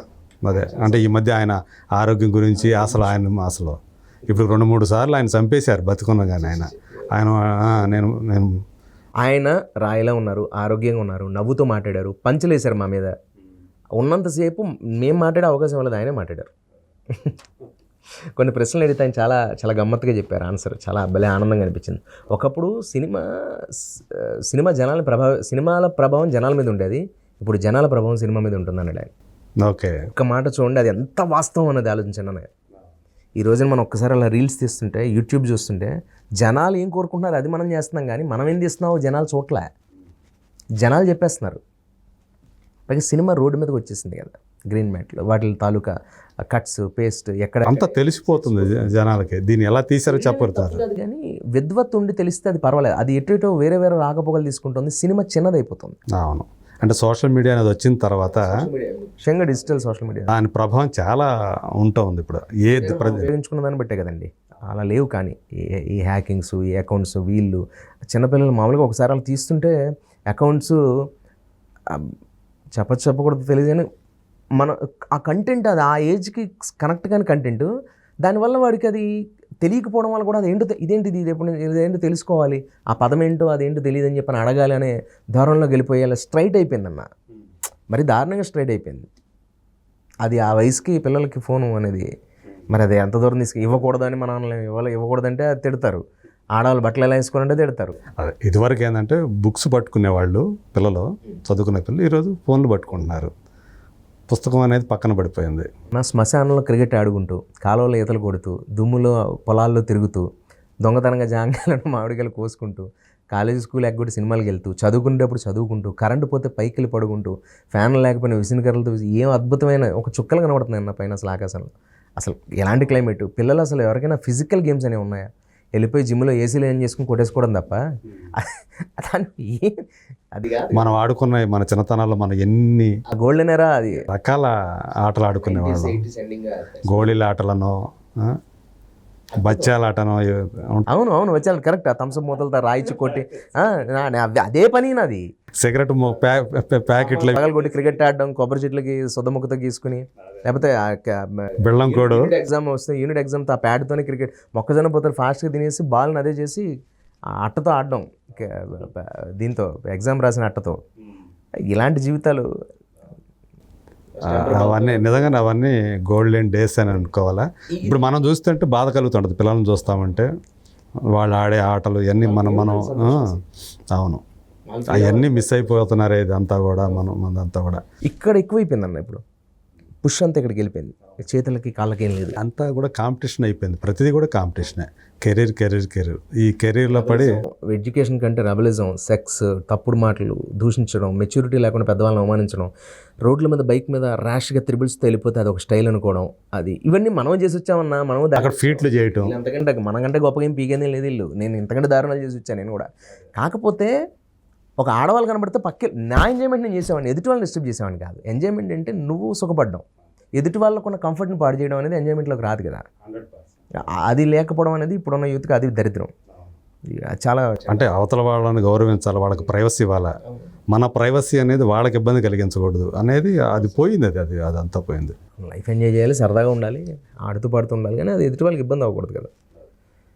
జరుగుతున్నాయన్న గోయింగ్ ఆన్ సినిమా. ఒకటి మామూలుగా రవి, జబర్దస్త్ అనే ఒక ప్రోగ్రాం ఏదైతే ఉందో దానివల్ల తెలుగు సినిమా అంటే కామెడీ సినిమా అనేది దాని ప్రాభం కోల్పోయింది అని కొంతమంది అంటూ ఉంటారు. అంటే జబర్దస్త్లో రకరకాల స్కిట్లు చూసి అంతకు మించినటువంటి సినిమా అంటే అంతకు మించి ఎక్స్పెక్ట్ చేస్తారు సినిమా కాబట్టి. కానీ ఆ సినిమాల్లో జబర్దస్త్కు మించి ఆ కామెడీ సృష్టించలేకపోతున్నారు. అందుకనుంచి ఆ కామెడీ సినిమా చచ్చిపోయింది తెలుగు సినిమాలో అని ఒక ఇది ఉంది. అది నువ్వు ఎంతవరకు దాన్ని ఇదంట? ఎందుకంటే మనకు తెలుసు రాజేంద్ర ప్రసాద్ గారు తర్వాత అల్లరి నరేష్ వచ్చాడు, మళ్ళీ అవును కామెడీ హీరోగా వచ్చాడు. తర్వాత తను కూడా డైవర్షన్ తీసుకోవాల్సి వచ్చింది. ఎందుకంటే వరుస ఫ్లాప్లో తనకు కూడా సునీల్ ప్రయత్నం చేశాడు, తను సక్సెస్ కాలేదు. అంటే ప్రాథమికంగా 2-3 సినిమాలు సక్సెస్ అవుతున్నాయి, మళ్ళీ తను కూడా ఫెయిల్యూర్స్ చూశాడు. అంటే కామెడీ సినిమా అనేది, ప్రత్యేకించి కామెడీ సినిమా అనేది దాని ప్రాభవం కోల్పోవడానికి జబర్దస్త్ కారణమైంది అనేది కూడా ఒక టాక్ అనేది ఒకటి ఉంది. అది ఎంతవరకు దాన్ని మీరు యాక్సెప్ట్ చేస్తారు, లేకపోతే దానికి దీనికి సంబంధం లేదంటారు అసలు? అంటే అన్న ఇది చాలా సెన్సిబుల్ టాపిక్. ఎందుకంటే ప్రతి వారం మనకు జబర్దస్త్ 2 రోజులు 3 రోజులు వస్తుంది. అది రకరకాల స్కిట్స్ చేస్తున్నారు, వాళ్ళంతా కూడా ఎంతో టాలెంట్తో చేస్తున్నారు. అక్కడ లేని ప్రతి రంగాన్ని టచ్ చేస్తున్నారు, ప్రతి టాపిక్ని టచ్ చేసి చేస్తున్నారు కదా. అది అందుకని అంత సక్సెస్ అయింది జబర్దస్త్ అనేది. ఎంత సక్సెస్ అయిందో, ఎంతమంది ఆర్టిస్టులకి అది జన్మనిచ్చిందో. నేను ఇందాక మీతో అన్నాను కదండి, మేము జబర్దస్త్ ఎంటర్ అయినప్పుడు చాలా తక్కువ, రోజు కూలివారి అన్నట్టు ఉండేది మా పరిస్థితి. ఈవెన్ పాపం లీడర్స్ కూడా. ఎందుకంటే అది అప్పటికి జబర్దస్త్ అనే పదం కూడా మీ చెవిని పడలే, తెలియదు. ఇప్పుడు అన్నపూర్ణ స్టూడియోలో ఏదో షో మొదలు పెట్టారేమో, అది మనకు ఎందుకు తెలుస్తుంది? ఇప్పుడే కదా అది ఎదిగింది, అది ఎదగాలి, విచ్చుకోవాలి, అది దానికి పేరు రావాలి కదా. అది ఎదగడానికి, విచ్చుకోవడానికి జబర్దస్త్ అనేది మొదలుపెట్టినప్పుడు అంతా కారణం మేము. ఆ రేటింగ్ పెరిగినంత వరకు కారణం మేము. తర్వాత మాకు సినిమాలు పడ్డాయి. ఎవరైనా సరే సినిమాల్లోకి వెళ్ళాలనే కదన్నా వచ్చేది. ఇప్పుడు చేస్తున్న జబర్దస్త్ వాళ్ళు కూడా ప్రోగ్రామ్ అనేది సినిమా వాళ్ళ అటెన్షన్ పడింది దాని మీద. సో మీ అందరి మీద కూడా వీళ్ళంతా డైరెక్ట్గా వాళ్ళకి ఫోన్లు చేసి ఆ అబ్బాయి ఎవరో బాగా చేశారు, అతని నెంబర్ కనుక్కోండి అని చెప్పిన బోయపాటి సీన్ గారు లాంటి వాళ్ళు ఇంకొకరు అడిగి అవకాశాలు ఇచ్చారు. అందరూ గొప్ప వాళ్ళంతా, పెద్దవాళ్ళంతా. మరి అది ఎంత గొప్ప విషయం అండి సార్. అదొక నేను అన్నాను, అది నేను చెప్పిందే, చాలామంది కాపీ కూడా చెప్పారు. అది నేను చెప్పింది ఏంటంటే, జబర్దస్త్ అనేది టాలెంటెడ్ యాక్టర్స్ని ఎవరు పరిగెత్తకుండా, నీలో టాలెంట్ ఉంటే ఇక్కడ నిలబడు, నేను నిన్ను తయారు చేసి ఒక మిషనరీ అనమాట జబర్దస్త్ అనేది. ఇట్స్ ఎ మిషనరీ, ఇట్స్ గొప్ప మిషన్. అది ఎంత గొప్ప మిషన్ అంటే, నీలో ఉన్న టాలెంట్ని బయటకు చూపించి నువ్వు ఏ సినిమాల్లో పనిచేయాలో అదే దారి చూపించేస్తుంది. నువ్వు దాంట్లోకి వెళ్తే చాలు, ఏ సినిమా ఆఫీస్ గడప తొక్కక్కర్లా, ఆ స్థాయికి తీసుకెళ్ళింది. అది వరకు సినిమాల్లో యాక్ట్ చేసిన వాళ్ళు, అంతగా పేరు రాని వాళ్ళు జబర్దస్త్లోకి వచ్చింది, అక్కడ పేరు సంపాదించుకొని, అరే ఇప్పుడు దాకా ఇతను టాలెంట్ చూడలేదే, మనం చాలా సినిమాలు చేసాడే కానీ ఈ టాలెంట్ ఉందనుకోలేదే అనుకున్న వాళ్ళు, చమ్మక్ చెత్తన లాంటి వాళ్ళు, ఇలాంటి వాళ్ళందరూ కూడా అందరూ టాలెంటెడ్స్ అన్న టైం, దేనికైనా టైం రావాలి. అది ఆ స్టేజ్ వాళ్ళకి అప్పుడు దొరికింది. ఇప్పుడు ఏమన్నా దాని నేను అన్నట్టు ఆ ఎఫెక్ట్ అంటే సినిమా అనేది రూపాంతరం చెందిందన్న సినిమా రూపు దానికి అదే మార్చుకుంది రంగు. ఏ విషయంలో అంటే కామెడీ విషయంలో ఎస్పెషల్లీ. బ్రహ్మానందం గారు ఉండకపోతే సినిమా ఆడేది కదా ఒకప్పుడు. ఆలీ గారు బ్రహ్మానందం గారు ఎక్కడొకటి రావాలి, వేణుమాధవ్ గారితో ట్రాక్ ఉండాలి, ఇలా ఉండేది. ఇప్పుడు కమెడియన్ సినిమాలో ఉండాల్సిన అవసరం సినిమాకి లేదండి. అలా చేసేసారు. అసలు నిజంగా 25 మంది మినిమం ఉండేవాళ్ళు కదా కమెడియన్స్ ఒక సినిమాలో. బాధపడకూడదు అనేది సెకండరీ, అది మన పర్సనల్. మాకు బాధే. నేను కమెడియన్గా ఒకప్పుడు నేను క్యారెక్టర్ అంటే నేను అన్నీ చేసుకుంటూ వచ్చాను, కమెడియన్గానే మిగలేదు. నన్ను చూసినట్టు కమెడియన్ చూసిన అనట్లేదు ఎవరు. నాకు అలా ఇచ్చారు అవకాశాలు, అలా వచ్చాయి భగవంతుడి దేవాలు డిఫరెంట్ వచ్చినాయి కాబట్టి. బట్ నేను కమెడియన్గానే ఇష్టపడతాను అలా అనిపించుకోవడానికి. నేను గుండెజారిలో కామెడీ చేశాను, ఒక జోష్లో కమెడియన్గానే ఎంటర్ అయ్యాను. జబర్దస్త్లో చేసిందంటేనే నవ్వు కామెడీ, కాబట్టి ఆమె కమెడియన్. అన్నయ్య ఇక్కడ ఏంటంటే సమస్య, సినిమా కథలు హీరోయే కామెడీ చేసేస్తుంటే కమెడియన్తో అవసరం ఉంది. అప్పట్లోనే మీరు ఆలోచిస్తే దూకుడు సినిమాలో మహేష్ బాబు గారు చేసిన పెర్ఫార్మెన్స్కి పక్కన కమెడియన్స్ ఆనరు అసలు. మీరు ఎంత చేసినా బాదుషాలో జూనియర్ ఎన్టీఆర్ గారు, ఎస్పెషల్లీ శ్రీనివాస్ గారు సినిమాలు తీసుకున్నారు. అదుర్సు ఒకటి అదుర్సు కమెడియన్ ఎందుకన్నా అసలు జూనియర్ ఎన్టీఆర్ గారు చేసే పెర్ఫార్మెన్స్కి. ఇప్పుడు వచ్చే సినిమాల్లో ఎవరైనా సరే బ్రహ్మానందం గారు కానీ, అలీ గారు కానీ, వాళ్ళ తర్వాత వచ్చే వెన్నెల కిషోర్ కానీ, వీళ్ళు ఉంటే సినిమా ఆడుతుంది, వీళ్ళు ఉండకపోతే ఆడదు అనేది లేకుండా చేసేసారు. కథ అలా వచ్చేసి సినిమా కథలు అలాంటివి వచ్చేస్తుంది. వీళ్ళు కూడా సిన్సియర్గా, కమెడియన్స్ కూడా సిన్సియర్ కథలు చేయడం మొదలుపెట్టారు. ముఖ్యంగా లెజెండరీ అన్నగారు, గురుగారు, మన బ్రహ్మానందం గారు, కృష్ణవంశీ గారు, ప్రకాష్ రాజ్ గారి సినిమా, అది అందులో ఆయన పెర్ఫార్మెన్స్ చూస్తే, అందులో ఆయన పెర్ఫార్మెన్స్ ఏంటి సార్? అవును, అసలు అప్పుడు దాకా ఒక కమెడియన్గా ఆయన సంపాదించుకున్న పేరుకి అసలు ఆ పాత్రకి సంబంధమే లేదు. ఐశ్వర్యంగారావు గారు కాసేపు ఒక్క క్షణాలు కనబడ్డారు ఆయన. ఐశ్వర్యంగారావు గారు అంటే ప్రకాష్ రాజు కూడా అసలు ఆనర్ ఒక సీన్లో అయితే మీకు అసలు అనర్గలంగా ఆయన అనర్గల వచ్చేదారు. ఒకసారి అలా ప్రకాష్ రాజ్ని ముందు పెట్టుకుని ఆ బెడ్ మీద పడుకుని ఆయన మాట్లాడుతుంటే ఒళ్ళు నీరైపోయింది. అట్లాగా అందరిలో అది ఆ విషయం ఉందన్నయ్య. వికృతి అయిన సినిమాని రీమేక్ చేశారు మన అందరూ బాగుండాలి అందులో నేను ఉండాలనే సినిమా ఏదో అలీ గారు, అందులో ఆయన నటన కానీ కొన్ని బయటకు వస్తే రావు. కానీ వీళ్ళందరూ కమెడియన్ అనేవాడు ఏదైనా చేయగలరండి. అది నేను చెప్పింది కదా, జంధ్యాల గారు లాంటి మహానుభావులు మీ అందరికీ తెలుసు. కాబట్టి కమెడియన్ ఎలాగైనా బతికేస్తాడు, కానీ కామెడీ లేదా మనం ఎలా బతుకుతాం అన్నది మనం ఆలోచించుకోవాలి. అది కమెడీని ఏదో రకంగా బతికేస్తాడు. ఇప్పుడు చూసుకుంటే జబర్దస్త్ ప్రాభం కూడా పడిపోయినట్టు అనిపిస్తుంది కదా. ఏదైనా సరే సార్, ఏదో విరిగి ఏదో అంటారు కదా, తినగా చేదైపోయినట్టు తీపి కూడా ఒకటి వెగట పుడుతుంది కదా, ఆ స్థాయికి వెళ్ళిపోయిందండి. పైగా నా జబర్దస్త్ అనేది అమ్మ లాంటిదండి. అందులో డౌట్ లేదు, మా అందరికీ అమ్మ జబర్దస్త్. కొంతమంది సంపాదించుకుని ఉండొచ్చు, నాలాంటి వాళ్ళు జబర్దస్త్ ద్వారా ఫైనాన్షియల్గా ఏమేమి సెట్ అవ్వలేదు. మేము అప్పటికి అసలు అంత రెమ్యునరేషన్స్ లేవు, అది అంత పాపులర్ అవుతోంది. పీక్ వెళ్ళిపోయే టైంకి మేము బయటకు వచ్చాం. నాకు గుండె జరగలంత ఎంత పడింది, ధనరాజన్ కూడా ఏదో పడింది, సత్యకి స్వామిరారా పడింది, ఇంకో అలా అందరూ బయటకు వెళ్ళిపోయాం. మళ్ళీ వెనక్కి తిరిగి చూసుకోవాలి, అక్కడ డబ్బులు ఎక్కువ వస్తున్నాయని కూడా వెనక్కి వెళ్ళాలి. మా దారి హైవే, ఎన్నెన్నో సందులు తీసుకున్నాం. హైవేకి వెళ్ళడానికి ఎన్ని సందులు తీసుకున్నా దగ్గరికి వెళ్తున్నాం, కానీ హైవేని అందుకోలేకపోతున్నాం. అప్పుడు జబర్దస్త్ మాకు పడవలో వచ్చింది, మమ్మల్ని అందరినీ భద్రంగా, గౌరవంగా, ప్రేమగా తీసుకెళ్ళి హైవే మీద పెట్టింది. అందుకు మేము ఎప్పటికీ రుణపడి ఉంటాం జబర్దస్త్కి. కానీ మిగిలిన మా తర్వాత వచ్చిన జనరేషన్ అదృష్టం ఏంటంటేనండి, వాళ్ళు లక్షలు నెమ్మదిగా కోట్లు రెమ్యునరేషన్ పెరిగింది కదా. మరి అఫ్కోర్స్ మారేసరికి వాళ్ళకి డబ్బు వస్తుంది, మరి పెంచాలని అడగడం మేము లేము. మా కష్టం వాళ్ళకి. మీ తర్వాత సుడిగాలి సుధీర్, గెటప్ సీను, రామ్ ప్రసాద్, ఆ ముగ్గురు ట్రై పేర్లు నాకు పేర్లు చెప్పలేను, కానీ అంటే మనకు అనవసరం. కానీ మీరు చెప్పిన వాళ్ళు నిజమనే, వాస్తవం. ఆ ఫ్లోలో వచ్చిన వాళ్ళు ఎవరైతే ఆ ఎరాలో వచ్చారో, మా తర్వాత ఎరాలో, వాళ్ళందరూ కూడా ఫైనాన్షియల్గా బాగున్నారు. హైపరాద్ అయితే ఎక్కడికో వెళ్ళిపోయాడు. తను హైలీ టాలెంటెడ్ అన్న, టైమింగ్ వాడిది అసలు సూపర్. అది నాకు అది అంటే చాలా ఇష్టం అన్నయ్య. అతను నాకు, మా అమ్మగారు అయితే పడి చచ్చిపోతారు. అతను మాట్లాడుతుంటే అసలు ఆపరా బాబు కాసేపు ఆపరా అని చెప్పని వాడితో మాట్లాడుతున్నారు టీవీలో. వాడు ఎందుకు ఆపుతాడు, వాడు ఆపడమ్మా, వాడి ఫ్లో ఒకటి ఉంటుంది, కదిలించకుండానే వాడు డైలాగ్తోనే ఇచ్చేసేస్తాడు. అది నాకు చాలా ఇష్టం. అదొకటి. రాఘవ్ గారు అంటే చాలా ఇష్టం నాకు, రాకెట్ రాఘవ్ గారు. అతను సూపర్ టైమింగ్. ఆయన కూడా కొంతమంది ఉంటారు అంటే అశ్లీలత లేకుండా కామెడీ చేయగలరు వీళ్ళు. చిన్న బాడీ షేమింగ్ ఉండొచ్చు ఆది గారి దాంట్లో, బట్ అందరూ ఒకేలా చేయాలనే ఉంది. ఒకరితో ఈవీవి గారి స్టైల్, ఒకరితో జంధ్యాల గారి స్టైల్. అలా మా వీళ్ళలో కూడా ఉంటాయి కదా అలా ఆటుపోట్లు, రిస్ట్రిక్షన్స్ మధ్యలో గెలవాలి. అందరూ ఒకలాగే చేస్తే పండదు. మంది ఉంటాయన్న జబర్దస్త్ స్టేజ్ మీద మాకు కూడా హెడేక్స్. అంటే ఇంకోటి కూడా ఏంటంటే అనసూయ బయటకు వచ్చేసిన తర్వాత దానికి కొంచెం ఆ గ్లామర్ క్వశ్చన్ తగ్గింది అనేది ఉన్నది. జగర్ లేకపోయినా గ్లామర్ లేదు, అనసూయ రష్మి లేకపోయినా గ్లామర్ లేదు. మాలాంటి వాళ్ళందరూ ఒక ఫ్లోలో ఉన్నప్పుడు లేని నేను, మా బ్యాచ్, అలాగే తర్వాత వచ్చిన సుధీర్, మీరన్న సూకల్, మాది, వీళ్ళందరూ లేకపోయినా కూడా గ్లామర్ ఉండదు. నెమ్మదిగా తగ్గిపోతుంది, అంతే కదన్నయ్య. ఫస్ట్ ఆఫ్ ఆల్ అక్కడ నాగబాబు గారు, రోజు గారు లేకపోవడంతో సగం పడిపోయింది. హానెస్ట్గా మాట్లాడుకుందాం. అదే అదే రాజకీయాలు ఇవన్నీ పర్సనల్ పక్కన పెడదాం. అక్కడ జబర్దస్త్ నిజంగా వాళ్ళు మొదట నాగబాబు గారు వచ్చేసారు, ఆయన ఏదో హర్ట్ అయ్యి వచ్చేసారు. ఎవరెవరు ఎప్పుడు వెళ్ళారో అది తెలీదు. మేము వెళ్ళిపోయిన చాలా సంవత్సరాలకు వీళ్ళందరూ ఉన్నారు. మేము ఎప్పుడు వెళ్ళిపోయాము, ముందే వెళ్ళిపోయాం. తర్వాత బయట వేరేది పెట్టుకున్నాడు కదా, అది ఇంకో ప్రోగ్రామ్ ఏదో వేరే ఛానల్లో పెట్టిండు, అదిరిందని. అదేదో మొత్తానికి కుదరక అన్న ఏదేమైనప్పటికీ జబర్దస్త్ గారు దీనికి రాదండి. జబర్దస్త్ అనేది టీవీ షోల్లో మెగాస్టార్ చిరంజీవి గారి లాగా ఓకే అంతే షోల్లో అది ఇంక డౌట్ లేదు. ఇండియాలోనే టాప్ మోస్ట్ రేటింగ్స్లో వన్ ఆఫ్ ది స్టార్ అది. అదేంటున్నాను కదా, నా తర్వాత వచ్చిన వాళ్ళు బిల్డింగ్స్ కట్టి ల్యాండ్లు కొనుక్కుని కార్లు కొనుక్కుని దర్జాగా డబ్బులు సంపాదించుకుని ఉన్నారు, సుఖంగా ఉన్నారు, సంతోషం. బట్ మేము అది దాన్ని ఆ ఫైనాన్షియల్ స్టేటస్ని మేమేమి ఎంజాయ్ చేయలేదు. ఇప్పుడు పర్వాలేదు, ఇప్పుడు మీ రెమ్యూనరేషన్ ఇప్పుడు నేను ఆల్వేస్ గుడ్, నాట్ గ్రేటెస్ట్ కాదు. నేను వీళ్ళందరూ గ్రేటెస్ట్ నేను కాదు. హానెస్ట్గా ఉన్నదే ఉంది చెప్పుకోవడానికి. నేను ఏ నెల దా నెల హ్యాపీగా ఉంటాను అంతే. లోటు ఎప్పుడు లేదు, గ్యాప్ ఎప్పుడు లేదు, ఇబ్బంది ఎప్పుడు పడలేదు, ఇంతే. ఇది నిజం. ఇది అంటే మనం అమ్మ ఆరోగ్య రీత్యా వెళ్ళిపోయారు కదా ఆ టైంలో, అప్పుడు కొంచెం ఇబ్బంది పడ్డారా అసలు మామూలుగానే ఏంటి? నేను అమ్మ ఆరోగ్య రీత్యా అదే వెళ్ళాను ఊరికి. ఈ చేతులు ఛాన్స్ వదిలేసుకొని వెళ్ళారా? ఛాన్సులు ఒకటి ఎందుకో ఒక్కోసారి ఒక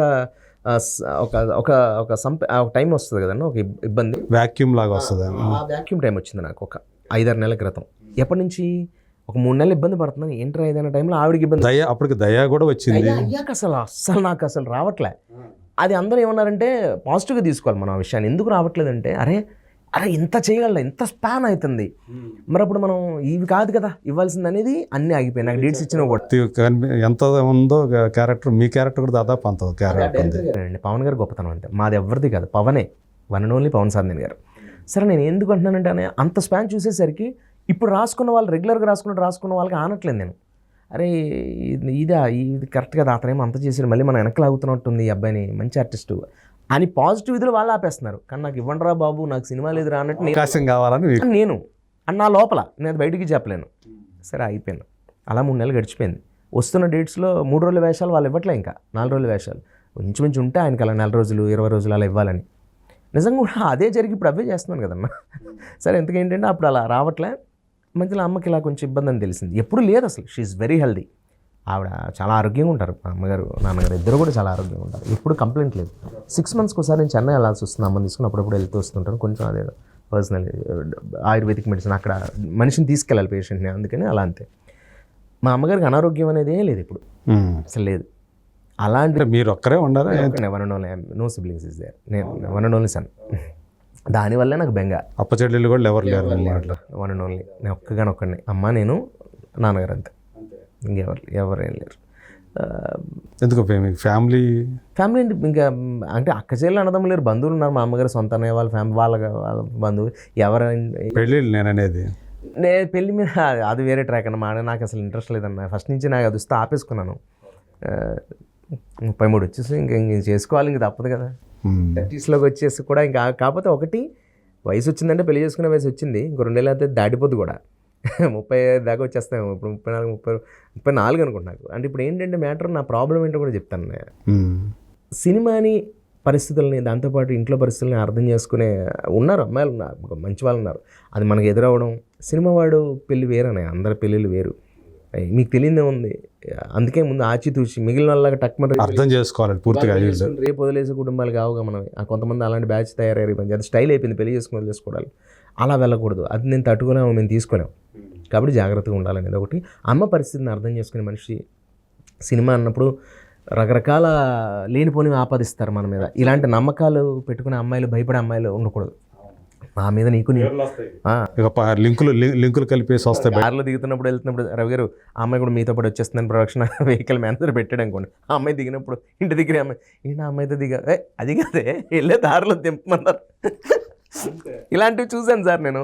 చూసి ఊరి అమ్మ పెళ్ళి వద్దురా బాబు. మొన్న నేను పేరు చెప్పాను కానీ ఒక కుర్రాడు సరదాగా బీర్ తాగుదాం రా, బోర్ కొడుతుందని చెప్పాను. నాకు డ్రింక్ చేయడం ఇష్టం. ఇప్పుడు రేర్, నేను మంత్లీ 2 అలా తాగుతుంటా. ఓపెన్గా చెప్తున్నానన్న సరదాగా. బీర్ తాగడానికి వెళ్ళాం బార్కి. మేము తాగే ఒక బీర్కి బార్కి వెళ్ళాల్సిన అవసరం కూడా లేదు. అప్పటికే వెళ్ళాం. వెళ్ళి నేను వెళ్తుంటే రావట్లే నా ఫ్రెండ్. ఏంటో వెనక్కి తిరిగి చూస్తే కనబట్లేదు. ఇదేంటి బార్ చూస్తే బైక్ లెక్క పెడుతుంది అక్కడ. ఎందుకురా బైక్స్ లెక్క పెడుతుంది, ఏమైందంటే లెక్క పెట్టడం కాదు రవి, మనకు తెలిసిన బైక్లు ఏమైనా ఉన్నాయేమో అని చూస్తున్నానండి. ఉంటే ఏమైందనండి, లేదు తనకు చెప్తారేమో ఇంటికి వెళ్ళి నేను ఎవరిని గమ్ముదా. నేను బొంగు కూడా పెళ్లి చేసుకుని నేను అసలు జీవితంలో నా కూడా కలర్ మిమ్మల్ని చూస్తే ఇరిటేషన్ వస్తుంది నాకు. ఏమనుకుని వచ్చేసా నేను, అంటే అంటే అంత భయపడిపోతుందా అంటే ఈ స్థాయా నేను నెమ్మదిగా బైక్ లెక్కెట్టుకోవాల్సి వస్తా, ఎక్కడ ఇంట్లో ఎవరేం చెప్పేస్తారు అని. అంటే నాకు కావాల్సిన అమ్మాయి ఎలా ఉండాలంటే ఒక స్ట్రెస్ రవి బీర్ దాకా పడుకోవచ్చు కదా, దాని వాగుతున్నావు అలా అన్న అమ్మాయి కావాలి నాకు. థ్యాంక్ యూ అని చెప్పి మీరు అట్లా అలాంటి మనం వర్క్ ఏంటో మీ అదే ఎంజాయ్ చేయాలన్నయ్య లైఫ్ని అంటే రేపు అట్లా అంతే అన్నయ్య. అందు గురించి వెయిటింగ్ అదే వెయిట్ చేస్తాం. చెప్తున్నాను కదా, నా అమ్మని అర్థం చేసుకుని సినిమాని అర్థం చేసుకుని వాళ్ళు దొరికితే నెమ్మదిగా చేసుకుంటానని. అదే వాళ్ళని కూడా బాగా చూసుకోవాలి, మీతో పాటు వాళ్ళని యాక్సెప్ట్ చేయాలి అనేది. కొన్ని ఎదురవుతున్నాయి, కొన్ని వస్తున్నాయి సంబంధాలు కూడా, బట్ వీటిని కాదని అపోజ్ చేసేంత సీన్ కాదని, కానీ చూస్ అనేది చాలా ఇంపార్టెంట్ అన్నయ్య. అంతే, అది కొంచెం జాగ్రత్తగా ఉన్నాను అంతే, అంతకుమించి. అమ్మ అంటాం లేదా ఎందుకు చేసేసుకోరా ఎందుకు చాలా ఎక్కువైందన్న స్ట్రెస్. అది చేసి నెక్స్ట్ ఇయరే సెట్ అయిపోతుందేమో అలా ఉంది పరిస్థితి. కానీ నేను భయపడుతున్నా ఫస్ట్ టైం, నెమ్మదిగా మీదకి ఏదో వస్తున్నట్టు ఒక ఫీలింగ్ ఏర్పడుతుంది. అంటే మళ్ళీ ఏదో ఒక రోజుకి ఈరోజు ఇవాళ ఉంటాం, రేపు అందరూ వెళ్ళిపోయే వాళ్ళమే, కానీ మీకంటూ మళ్ళీ ఒక తోడు కావాలని ఆ మిస్ అయ్యామనే ఫీలింగ్ మళ్ళీ రేపొద్దు మీకు రాకూడదు కదా. అది కరెక్టేనండి, ఇది ఏమి కాదని అనలేను నేను, అది కరెక్టే. కానీ sir it's an accident sir, పెళ్ళి అనేది కూడా ఒక జరగాల్సిన టైంలో మనం అన్నీ అనుకున్నా జరగదు. ఇంట్లో ఒక్కళ్ళు అయిపోవడం వల్ల దాని బరువు బాధ్యతలు చాలా ఎక్కువ హెవీగా ఉంటాయి. చాలా ఉందన్న, చాలా ఉంది. నేను ఎక్కువే మొయ్యాలి. అదొకటి, నేను నా ఆధార్ కార్డులు ఏవైనా తీసుకుని అందరికీ అదే చెప్తుంటా, చెంచాడు మామూలు గుప్పుడు మట్టి అంటారు కదా, నాకు చెంచాడు భూమి కూడా లేదు ఆంధ్రాలో కానీ తెలంగాణలో కానీ. అవునా? అదేదో నేను గొప్ప నా మీద జాలిపడాలని చెప్పట్లే. మీ నాన్నగారు ఉంటుందేమో. నాన్నగారు కూడా చాలా కింద నుంచి, ఎందుకంటే అమ్మ నాన్న లవ్ మ్యారేజ్, తాతయ్య గారు ఏమి ఇవ్వకుండా ఆయన తర్వాత ఇప్పుడు ఏదో ఆయన ఇచ్చిన. అంటే మీ మొత్తం కుటుంబం మొత్తానికి అసలు సొంత ఆస్తి లేదు అసలు? ఓకే. పెనుగొండలో కూడా ఎక్కడా లేదు అన్నయ్య, ఎక్కడా లేదు అన్నయ్య. నా పేరు మీద ఒక చెంచాడు మట్టి కూడా నేను పుట్టినప్పటి నుంచి నేను చూడలే. లోయర్ మిడిల్ క్లాస్ ఫ్యామిలీ అని కూడా అనకూడదు, అంతకంటే తక్కువ స్థాయి మాది, అంత కష్టపడవచ్చు. కానీ ఏ రోజు అమ్మ హిందీ పండిట్ ఆవిడ, కానీ ఆవిడ పరిస్థితికి కాలేజీకి తీసుకొచ్చాను. నేనేమో చదువుకున్న రోజులంటే తీసుకెళ్ళేవాడిని పాఠాలు చెప్పడానికి క్లాసెస్కి. ఇప్పుడు నేను తీసుకెళ్ళాను. నాన్నగారు పెద్ద ఆయన అయిపోయారు, 60+. ఇంకా ఆయన అదే పరిస్థితి, ఆవిడ ఇంట్లో పాఠాలు చెప్తుంటారు. ఒకసారి కుదరకపోతే ఆవిడ ఎంబ్రాయిడరీస్, పెయింటింగ్స్, శారీస్ మీద చేస్తున్నారు. ఖాళీగా మాత్రం ఉంటారు మా అమ్మగారు. మా నాన్నగారు అసలు ఖాళీగా ఉంటారు, ఏదో పని చేసుకుంటూ ఉంటారు. ఓకే. అందరూ ఎడ్యుకేటెడ్ ఫ్యామిలీసే, కాకపోతే ఏంటంటే ఇవేం గవర్నమెంట్ జాబ్స్ కాదు. అలాని వయసు ఒక స్థాయి దాటిపోయిన తర్వాత వాళ్ళు పని చేయాలని కోరుకోను కదా, అందుకని నేను. అంటే ఇప్పుడు దాకా ఆర్థిక భద్రత అనేది ఇప్పుడు దాకా లేదు. ఆర్థిక ఇబ్బందులు లేవు, కానీ కరెక్ట్ వర్డ్ మీరు అన్నది, ఆర్థికంగా ఇబ్బందులు రాకుండా వస్తున్నాను ఇప్పటికీ. రేపేంటి అనేది ఆలోచించినప్పుడల్లా భయపడుతుంటాను నేను. వాళ్ళకి ఇంక లేదు, ఇది నీ గురించి చూసుకోరా, మాకు ఇంకేం నువ్వు ఉన్నావు కదా అన్నట్టున్నారు వాళ్ళు పాపం. ఏ రోజు నేను అసలు మా అమ్మగారు అడిగింది ఏది నేను లోడ్ చేయాలి, కాబట్టి సొంత ఇల్లు కట్టలేకపోయాను. అది ఆవిడ అడగట్లేదు, బట్ ఆవిడ మనసులో ఉంది, నాకు తెలుసు, కట్టేస్తాను. అంటే పెళ్లి చేసుకునే లోపల ఇది చేయాలని ఉందా? ఏదైనా జరిగితే ఇప్పుడు ఈ గ్యాప్లో, ఎందుకంటే ఇప్పుడు వస్తున్న సినిమాలకు కూడా మేబీ అది జరుగుతుందేమో, భగవంతుడు ఆశీర్వాదం రావాలని మనస్ఫూర్తిగా కోరుకుంటా. Thank you so much. ఆ తర్వాత ఇల్లు కట్టుకోవడం అనేది చాలా పెద్ద డ్రీమ్ అన్న నాకు అది. కానీ ఎక్కువ మనం బాగా అదే లైఫ్లో ఒక డ్రీమ్ అనుకున్నప్పుడు అవి గమ్యం జరగవు కదా, అలా ఏంటో అది అవ్వట్లేదు నాకు. అది రాసిపెట్టలేదేమో, ఎప్పుడు వస్తుందో మీరు అన్నట్టు ఈ 2 yearsలో ఇప్పుడే రావాలని ఉందేమో. అన్నీ చేశాను నేను, ఏం చేయింది లేదు. మా అమ్మగారు అన్ని చోట్లకి తిప్పాను, అన్ని చోట్లకి తీసుకెళ్ళాను. మాకేం తిండికి బడికి లోట్లేదు, హ్యాపీ. ఒక సెలబ్రిటీ హోదా, ఒక యాక్టర్ టైం టు టైం వస్తాడు వెళ్తాడు. ఎక్కడ మీరు ఎప్పుడైనా నా గురించి ఒక చిన్న మచ్చ కానీ ఎక్కడైనా ఏది ఉండదని, అసలు నా సౌండే రాదు, నా పని ఏదో చేసుకెళ్ళిపోతుంటా. ఫైనాన్షియల్గా మాత్రం నేను డిమాండ్ చేయలేదన్న, ఎంత ఇస్తే పని చేస్తానని ఎప్పుడు అడగలేదు ఎవరిని. ఎంత ఇస్తే ఈ క్యారెక్టర్కి ఇంతే అనుకుంటున్నాను అంటే అంటాను. కానీ నా వాళ్ళు అలా కాదు, నా తోటి వాళ్ళు ఏంటంటే వాళ్ళు మాట్లాడతారు. నాకు అది మాట్లాడితే ఇతను నెక్స్ట్ టైం పెట్టుకోరేమో, లేకపోతే ఇది ఉండిపోతుంది ఆ మేనేజర్ మనసులో, వాళ్ళు వేరేలా చెప్తారన్న భయంతో నేను ఎప్పుడు డిమాండ్ చేయను, రిక్వెస్ట్ చేస్తాను. సరే ఇది కొంచెం ఇబ్బందిగా ఉంది, ఈ అమౌంట్ కాదు, ఇది చూడండి అన్నట్టుగానే ఫస్ట్ నుంచి అలాగే వచ్చా. మీ మనస్తత్వానికి అది అలా అలవాటు అయిపోయింది. ఇంకా రవి గారు అంటే మనం చెప్పింది ఏంటంటే అన్నట్టు అలాగే అలవాటు అయిపోయింది. ఇంకా అది అలుసు. సో మీ చుట్టుపక్కల వాళ్ళు, మీ ఊళ్ళో వాళ్ళు ఎవరు ఉన్నారో, జోష్ రవిని చూసి ఎలా ఫీల్ అవుతుంటారు మీరు? చాలా హ్యాపీగా, చాలా ఇప్పటికీ వస్తుంటారు. నేను ఇంటికి వెళ్తే చాలు, ఇంకా వాళ్ళ ఇష్టం, 10 ఉండదు 11 ఉండదు, రాత్రి వచ్చి తలుపు కొట్టి ఫోటోలు అడిగి వాళ్ళే సెల్ఫీలు దిగుతూ వాళ్ళే కబుర్లు చెప్తూ రోజు చిన్న ఒక 10 మంది మీటింగ్ రావడం జరుగుతూనే ఉంటుంది. నలుగురు వస్తూనే ఉంటారు. రోజుకు ఒక మీ చిన్ననాటి స్నేహితులు కానివ్వండి. చిన్న స్నేహితులు అయితే ఇంకా వాళ్ళు మన గ్రౌండ్లేండి. వాళ్ళకి ఇంకా అర్థమైపోతుంది. ఫోన్ కుట్టరారా ఏంట్రా ఇంట్లో కూర్చున్నాం అది ఇది అంటే బెదిరింపులు ఉంటాయి. ఓకే. హై స్కూల్ గ్రౌండ్కి వెళ్ళిపోతాం. మా మార్టియర్లో గ్రౌండ్ అనమాట.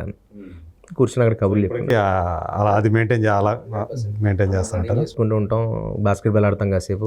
అక్కడ సిమెంట్ దెబ్బలు అవన్నీ ఉంటాయి కదా ఇప్పుడు గవర్నమెంట్ వేసిన వాటి మీద. ఇప్పుడు చిన్న జిమ్ కూడా వచ్చింది గ్రౌండ్స్లో. అక్కడ కబుర్లు చెప్పుకుంటూ కూర్చుంటాం. ఇంకా ఊళ్ళో ఉన్న వాళ్ళందరూ పలకరిస్తే, చిన్న ఊరన్న, చాలా బ్యూటిఫుల్ విలేజ్ నాది. Small home town like martyr అని పెనుగొండ నుంచి 2 కిలోమీటర్ల దూరం. అవును అవును. ఇంకా ప్రకాశం జిల్లాలో ఒక మార్టూరు ఉంది, ఇదేమో మార్టేరు. అదే పూర్వం ఆ ఊరి పేరు మారుతిపురం అట. మరి కొన్నాళ్ళకి అలా కాలక్రమంలో క్రమంలో అలా అయింది మార్టియరు అని. చాలా ఊళ్ళ పేర్లు అలా మారిపోతూ ఉంటాయి. అదే అట్లా ఊరంతా చాలా గౌరవం. మరి నాన్నగారన్నా చాలా ఇష్టం, గౌరవం. నేనన్నా చాలా అభిమానం. అమ్మనే బాగా చూసుకుంటారు. మీరు ఏదైనా ఒకవేళ ఏదైనా రాలేమని చెప్పినా కూడా అరే వీడు పెద్దోడైపోయాడు రా. చిన్న చిన్న ఉంటాయి అవి మనం చాలా అంతెందుకు ఊళ్ళో ఫంక్షన్ అయితే వెళ్ళినందుకు అసలు ఊళ్ళో పెద్దవాళ్ళందరూ కోపడ్డారు నా మీద. అయ్యి బాబా షూటింగ్ ఉందండి అంటే మేము ముందే చెప్పాం కదా. అరే అమ్మ వీళ్ళు మేనేజర్లా ఫీల్ అవుతున్నారు ఊళ్ళో. మేనేజర్ ఫీల్ అవ్వట్లే. అలా అవ్వదు సార్, సినిమా అనేది చెప్పి రాదు. సడన్గా వస్తుంటే ఒకసారి అడ్జస్ట్ చేసుకోవాల్సి వస్తుంది. మేము డేట్ మీకు ఇచ్చిన మాట వాస్తవమే, కానీ సినిమా డేట్ కంటే మనం ఇప్పుడు మీరు నన్ను పిలిచారంటే సినిమా వాడనే కదా, నేను అది కాపాడకపోతే కష్టం కదా అని నేను మేనేజ్ చేసుకున్నాను. అవి ఉంటాయి ఈ ఇబ్బందులు, చిన్న చిన్న ఇబ్బందులు ఉంటాయి. అడుగు పొగర్రా రావట్లేదు మనం పిలిస్తే అలాంటివి ఉంటాయి. అదే చాలా ముందు చెప్పినా కూడా రాలేదు ఇలాంటివి ఉంటాయి. కానీ మనం అన్ని దాటి వచ్చానండి. అదే ఇవన్నీ తప్పవు. సో ఇప్పుడు చేస్తున్న వాటిల్లో మీకు మీ మనసు అంటే కొంచెం పర్వాలేదు అంటే జనం మనసుల్లో నాటుకునే పాత్రలు ఏమైనా వస్తున్నాయా? పర్వాలేదు కదన్నా, చాలా అద్భుతమైన పాత్రలు. ఎస్పెషల్లీ ఇప్పుడు వివేకాత్రి గారి డైరెక్షన్లో సరిపోదు హీరో, చాలా అద్భుతమైన మంచి పాత్ర. ఓకే. నన్ను కోరుకునే విధంగా, అసలు వాళ్ళు ఎక్స్పెక్ట్ చేయని విధంగా అద్భుతంగా ఉంటుంది. అంటే హీరో పక్కన ఉంటుందా లేకపోతే ఉంటుంది? హీరో గారితో లేనప్పుడు ఉంటుంది. కథలో ఉంటాను బాగుంటుంది. వివేకాత్రి గారు రాసిన విధానం చాలా గొప్ప కథ, గొప్ప సినిమా అవుతుందండి. అది చాలా పెద్ద హిట్ అవుతుంది. దానయ్య గారి ప్రొడక్షన్. పాత్రలు కూడా మంచి మంచి గుర్తుండిపోయే పాత్రలు ఉంటాయి తన సినిమాల్లో. చాలా సెన్సిబుల్ సార్ ఆయన, చాలా భలే. పైగా ఆయన చాలా డీటెయిలింగ్, ఆయన చాలా కమాండ్. ఆయనకి ఒక సీన్ని ఆయన మనకు చేసి చూపిస్తాడు. ఆయన రవి గారు ఆ ఎక్స్ప్రెషన్ కొంచెం అవి కరెక్ట్ అండి, ఇలా ఉంటాయి. ఆయనతో చాలా బాగా చేస్తారు. ఆయన ఇస్తారు ఆ ఎక్స్ప్రెషన్, ఆయన ఫేస్లో చూపించేస్తారు మనకి. అది మనం బేసికల్గా యాజ్ అన్ యాక్టర్స్ మనం చేసి ఇదంటే అది కాదండి, అది సార్ అది బ్యూటిఫుల్, ఇది బాగుందని ఓ పట్టణ ఆయన అసలు ఒప్పుకోరు. చాలా క్లారిటీ అండి ఆయనకి. నేను చాలా కాలం తర్వాత అరే భలే డైరెక్టర్తో పనిచేశాను రా అన్న ఆనందం కలిగిందన్న. మీకు ఇవాళ చెప్తున్నాను, నా కెరియర్లో అరే అనిపించింది. ఆ సినిమా నేను బాగా చేశాను, ఆ సినిమా ఆడుతుందన్న, ఆ సినిమా మిగిలిపోతుంది. మంచి సినిమా. వివేకాత్రే అనే అతను సెన్సిబుల్ డైరెక్టర్. ప్రతి విషయం మీద అవగాహన, అవును, తెలియని విషయాన్ని తెలుసుకున్న తర్వాతే చేస్తాడు ఇట్లాంటివన్నీ కూడా. అవును కూడా ఆయన బ్రోచేవారు ఎవరు మెంటల్ మదిలో అంటే మన సుందరాన్ని తొందర ఎక్కువ. Beautiful films. Brochevaru Ajay Ghosh character ఇవన్నీ ఉంటాయి. అలాగా మంచి వేషం అన్న. ఇప్పుడు ఇది నానితో పనిచేయటం ఎలా ఉంది?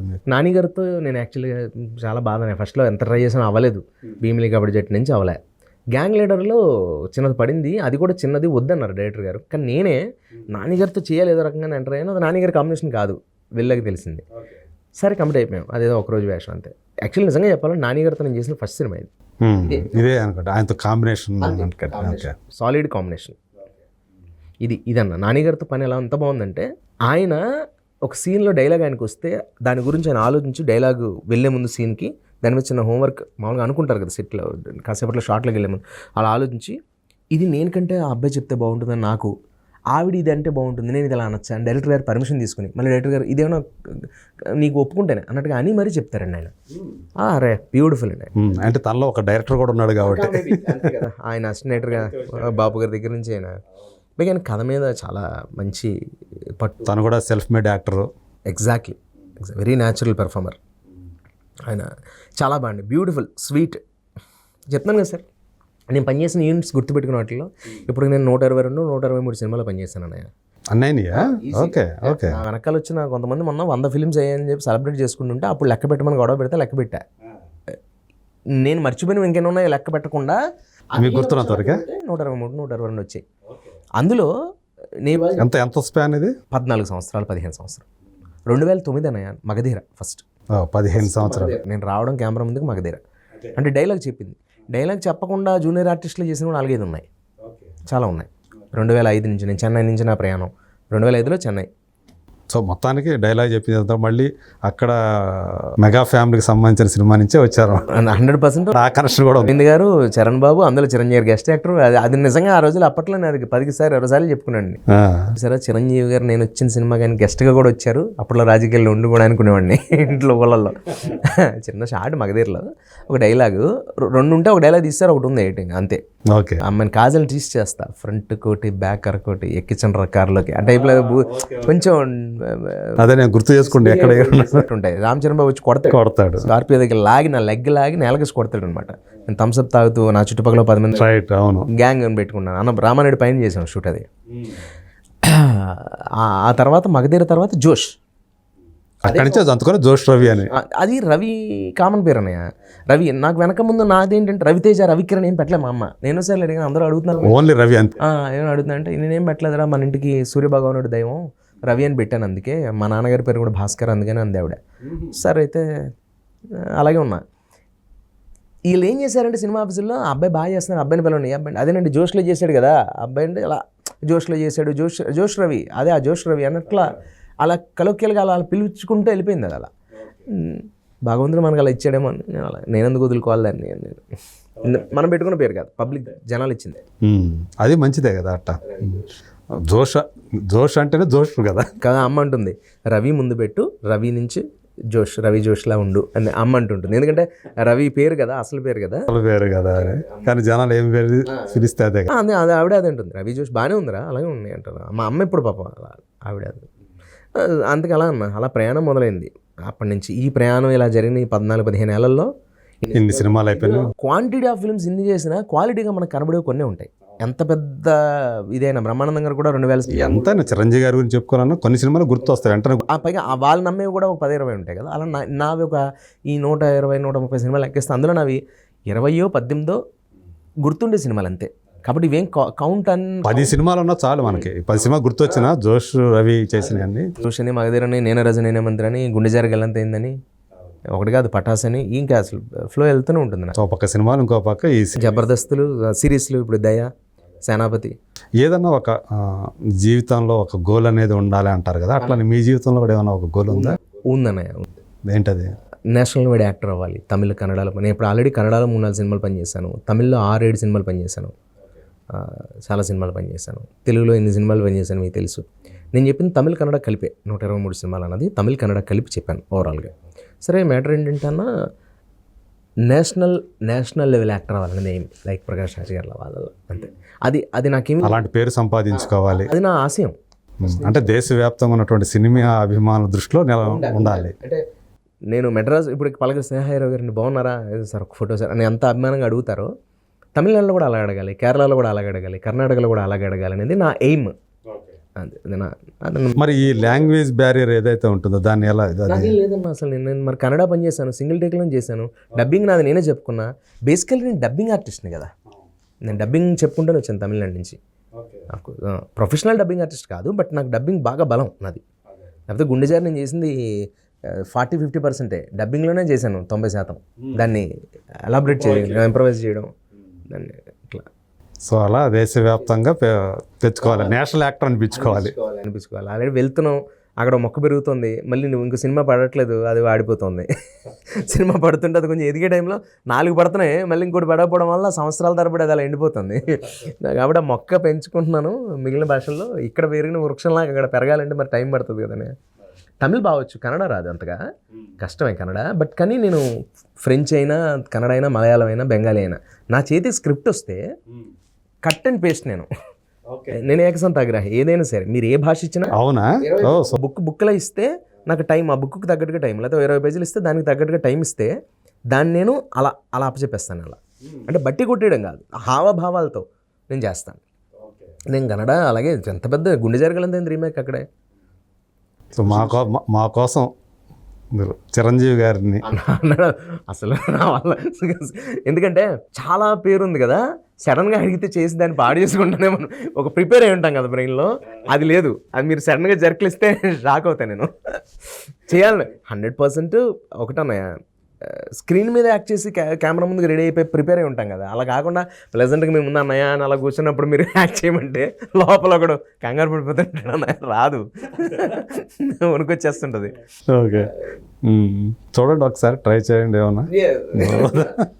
ఊరికే అన్నయ్య, ఇప్పుడు నేను అన్నయ్య చిరంజీవి గారు, మీరు ఏదైనా క్వశ్చన్ అడిగినా అన్నయ్యలో సమాధానం చెప్తాను సరదాగా మీ మాట కోసం ఒక డైలాగ్. చిరంజీవి గారు, యా, మీ దృష్టిలో అమ్మ అంటే ఏంటండి? చాలా రోజులైంది మూర్తి, ఎవరు క్వశ్చన్స్ అడుగుతారు కానీ యాక్చువల్గా ఇలా అమ్మ గురించి నాన్న గురించి అడగడం కాకుండా ఎప్పుడు చూసిన సినిమాలు ఏమిటి, మీరేమిటి, తమ్ముడు గురించి ఇలాంటివి అవుతుంటాయి. చరణ్ గురించి మొట్టమొదటిసారి అమ్మ గురించి నాకు కూడా పంచుకోవాలని ఉంది, చాలా రోజులైంది. అమ్మ, ఏం చెప్పను నేను, ఈ రోజున మేము ఇలా ఉన్నామంటే కారణం మా అమ్మ దయ. ఆవిడ బిడ్డలుగా మేము పుట్టి పబ్లిక్ అంతా ఒక త్రిమూర్తులుగా కొలుస్తున్నారంటే, ఈ రోజున ఇంత స్థాయికి ఎదిగాను అంటే, ఒక చిరంజీవిగా నేను మీ ముందు ఇంత గొప్ప పేరు తెచ్చుకున్నాను అంటే కారణం మా అమ్మ. అదే కాదు, ఇప్పటికీ ఆవిడ నన్ను చిన్నపిల్లల్లో చూసుకుంటూ తిన్నానా లేదా అని ఈ వయసులో కూడా ఆవిడే వండి పెడుతూ, ఆవిడ వండిన ఫుడ్ నాకు ఇంట్లో పెడుతూ, దగ్గరుండి ముద్దలు కలిపి పెడుతుంటే ఎంతో ఎంతో ఆనందంగా ఉంటుంది. కోవిడ్ టైంలో కూడా మీరు చూసే ఉంటారు ఆ వీడియోస్ అన్ని. ఇలా ఎన్నో అనుబంధాలు. అమ్మ నన్నే కాదు, నాగబాబుని కానీ కళ్యాణ్ బాబుని కానీ అందరిని కూడా అంతే సమానంగా చూసుకుంటుంది. కోడలను కూడా కూతుర్లో చూసుకుంటుంది. పిల్లలు అంతా కూడా ఈ రోజుకి ఇంత వయసు వచ్చినా కూడా ఎంత ఎనర్జెటిక్గా ఉన్నానంటే కారణం మా అమ్మ భోజనం. So wonderful. అందులో 20% చేశానేమో. ఆ బాడీ అది వచ్చింది, ఆ మాడ్యులేషన్ అదంతా కూడా అదంతా నెమ్మదిగా వస్తుంది, మళ్ళీ పోతుంది. సూపర్. కానీ తడబడకుండా అది ఆ ఫ్లో అనేది చెప్పడం, సో దాంట్లోనే తెలిసిపోతుంది అంటే చిరంజీవి అంటే మీకు ఎంత ఇది అనేది. Thank you so much Ravi. So మీరు అనుకున్నట్టు మీ గోల్ ఏదైతే ఉందో అట్లా నేషనల్ లెవెల్లో నేషనల్ యాక్టర్గా పేరు తెచ్చుకోవడంతో పాటు ఇంకొక గోల్ చిరంజీవి గారితో మా అందరి ముందు కూడా కనిపించే ఆ రోజు ఖచ్చితంగా మీకు వస్తుంది. మీ నోటి సెలవు జరగాలని తదాస్తు. అది thank you so much, all the best. మీ ఛానల్ త్రూ మీ ప్రేక్షకులు దయచేసి అందరూ కూడా మన ఛానల్ని సబ్స్క్రైబ్ చేసుకోండి, అలాగే వీక్షించండి. ప్రతి టైంలో కూడా మాకు వచ్చే అప్డేట్స్ అన్నింటినీ కూడా మీరు లైక్ చేస్తూ, షేర్ చేస్తూ, కామెంట్ చేస్తూ మమ్మల్ని ఎంకరేజ్ చేస్తుంటారని ఈ ఛానల్ని మనస్ఫూర్తిగా కోరుకుంటున్నాను. అండ్ మీ బ్లెస్సింగ్స్ కావాలి. ఒక రవి జోష్కి ఈ రోజున ఇంత పేరు తెచ్చుకున్నానంటే కారణం మీ భిక్ష, ఇన్ని సినిమాలు చేశానంటే కారణం మీ భిక్ష. కాబట్టి మీ అందరి బ్లెస్సింగ్స్ ఉండాలని మనస్ఫూర్తిగా కోరుకుంటున్నాను. Thank you so much. Thank you Ravi. Thank you.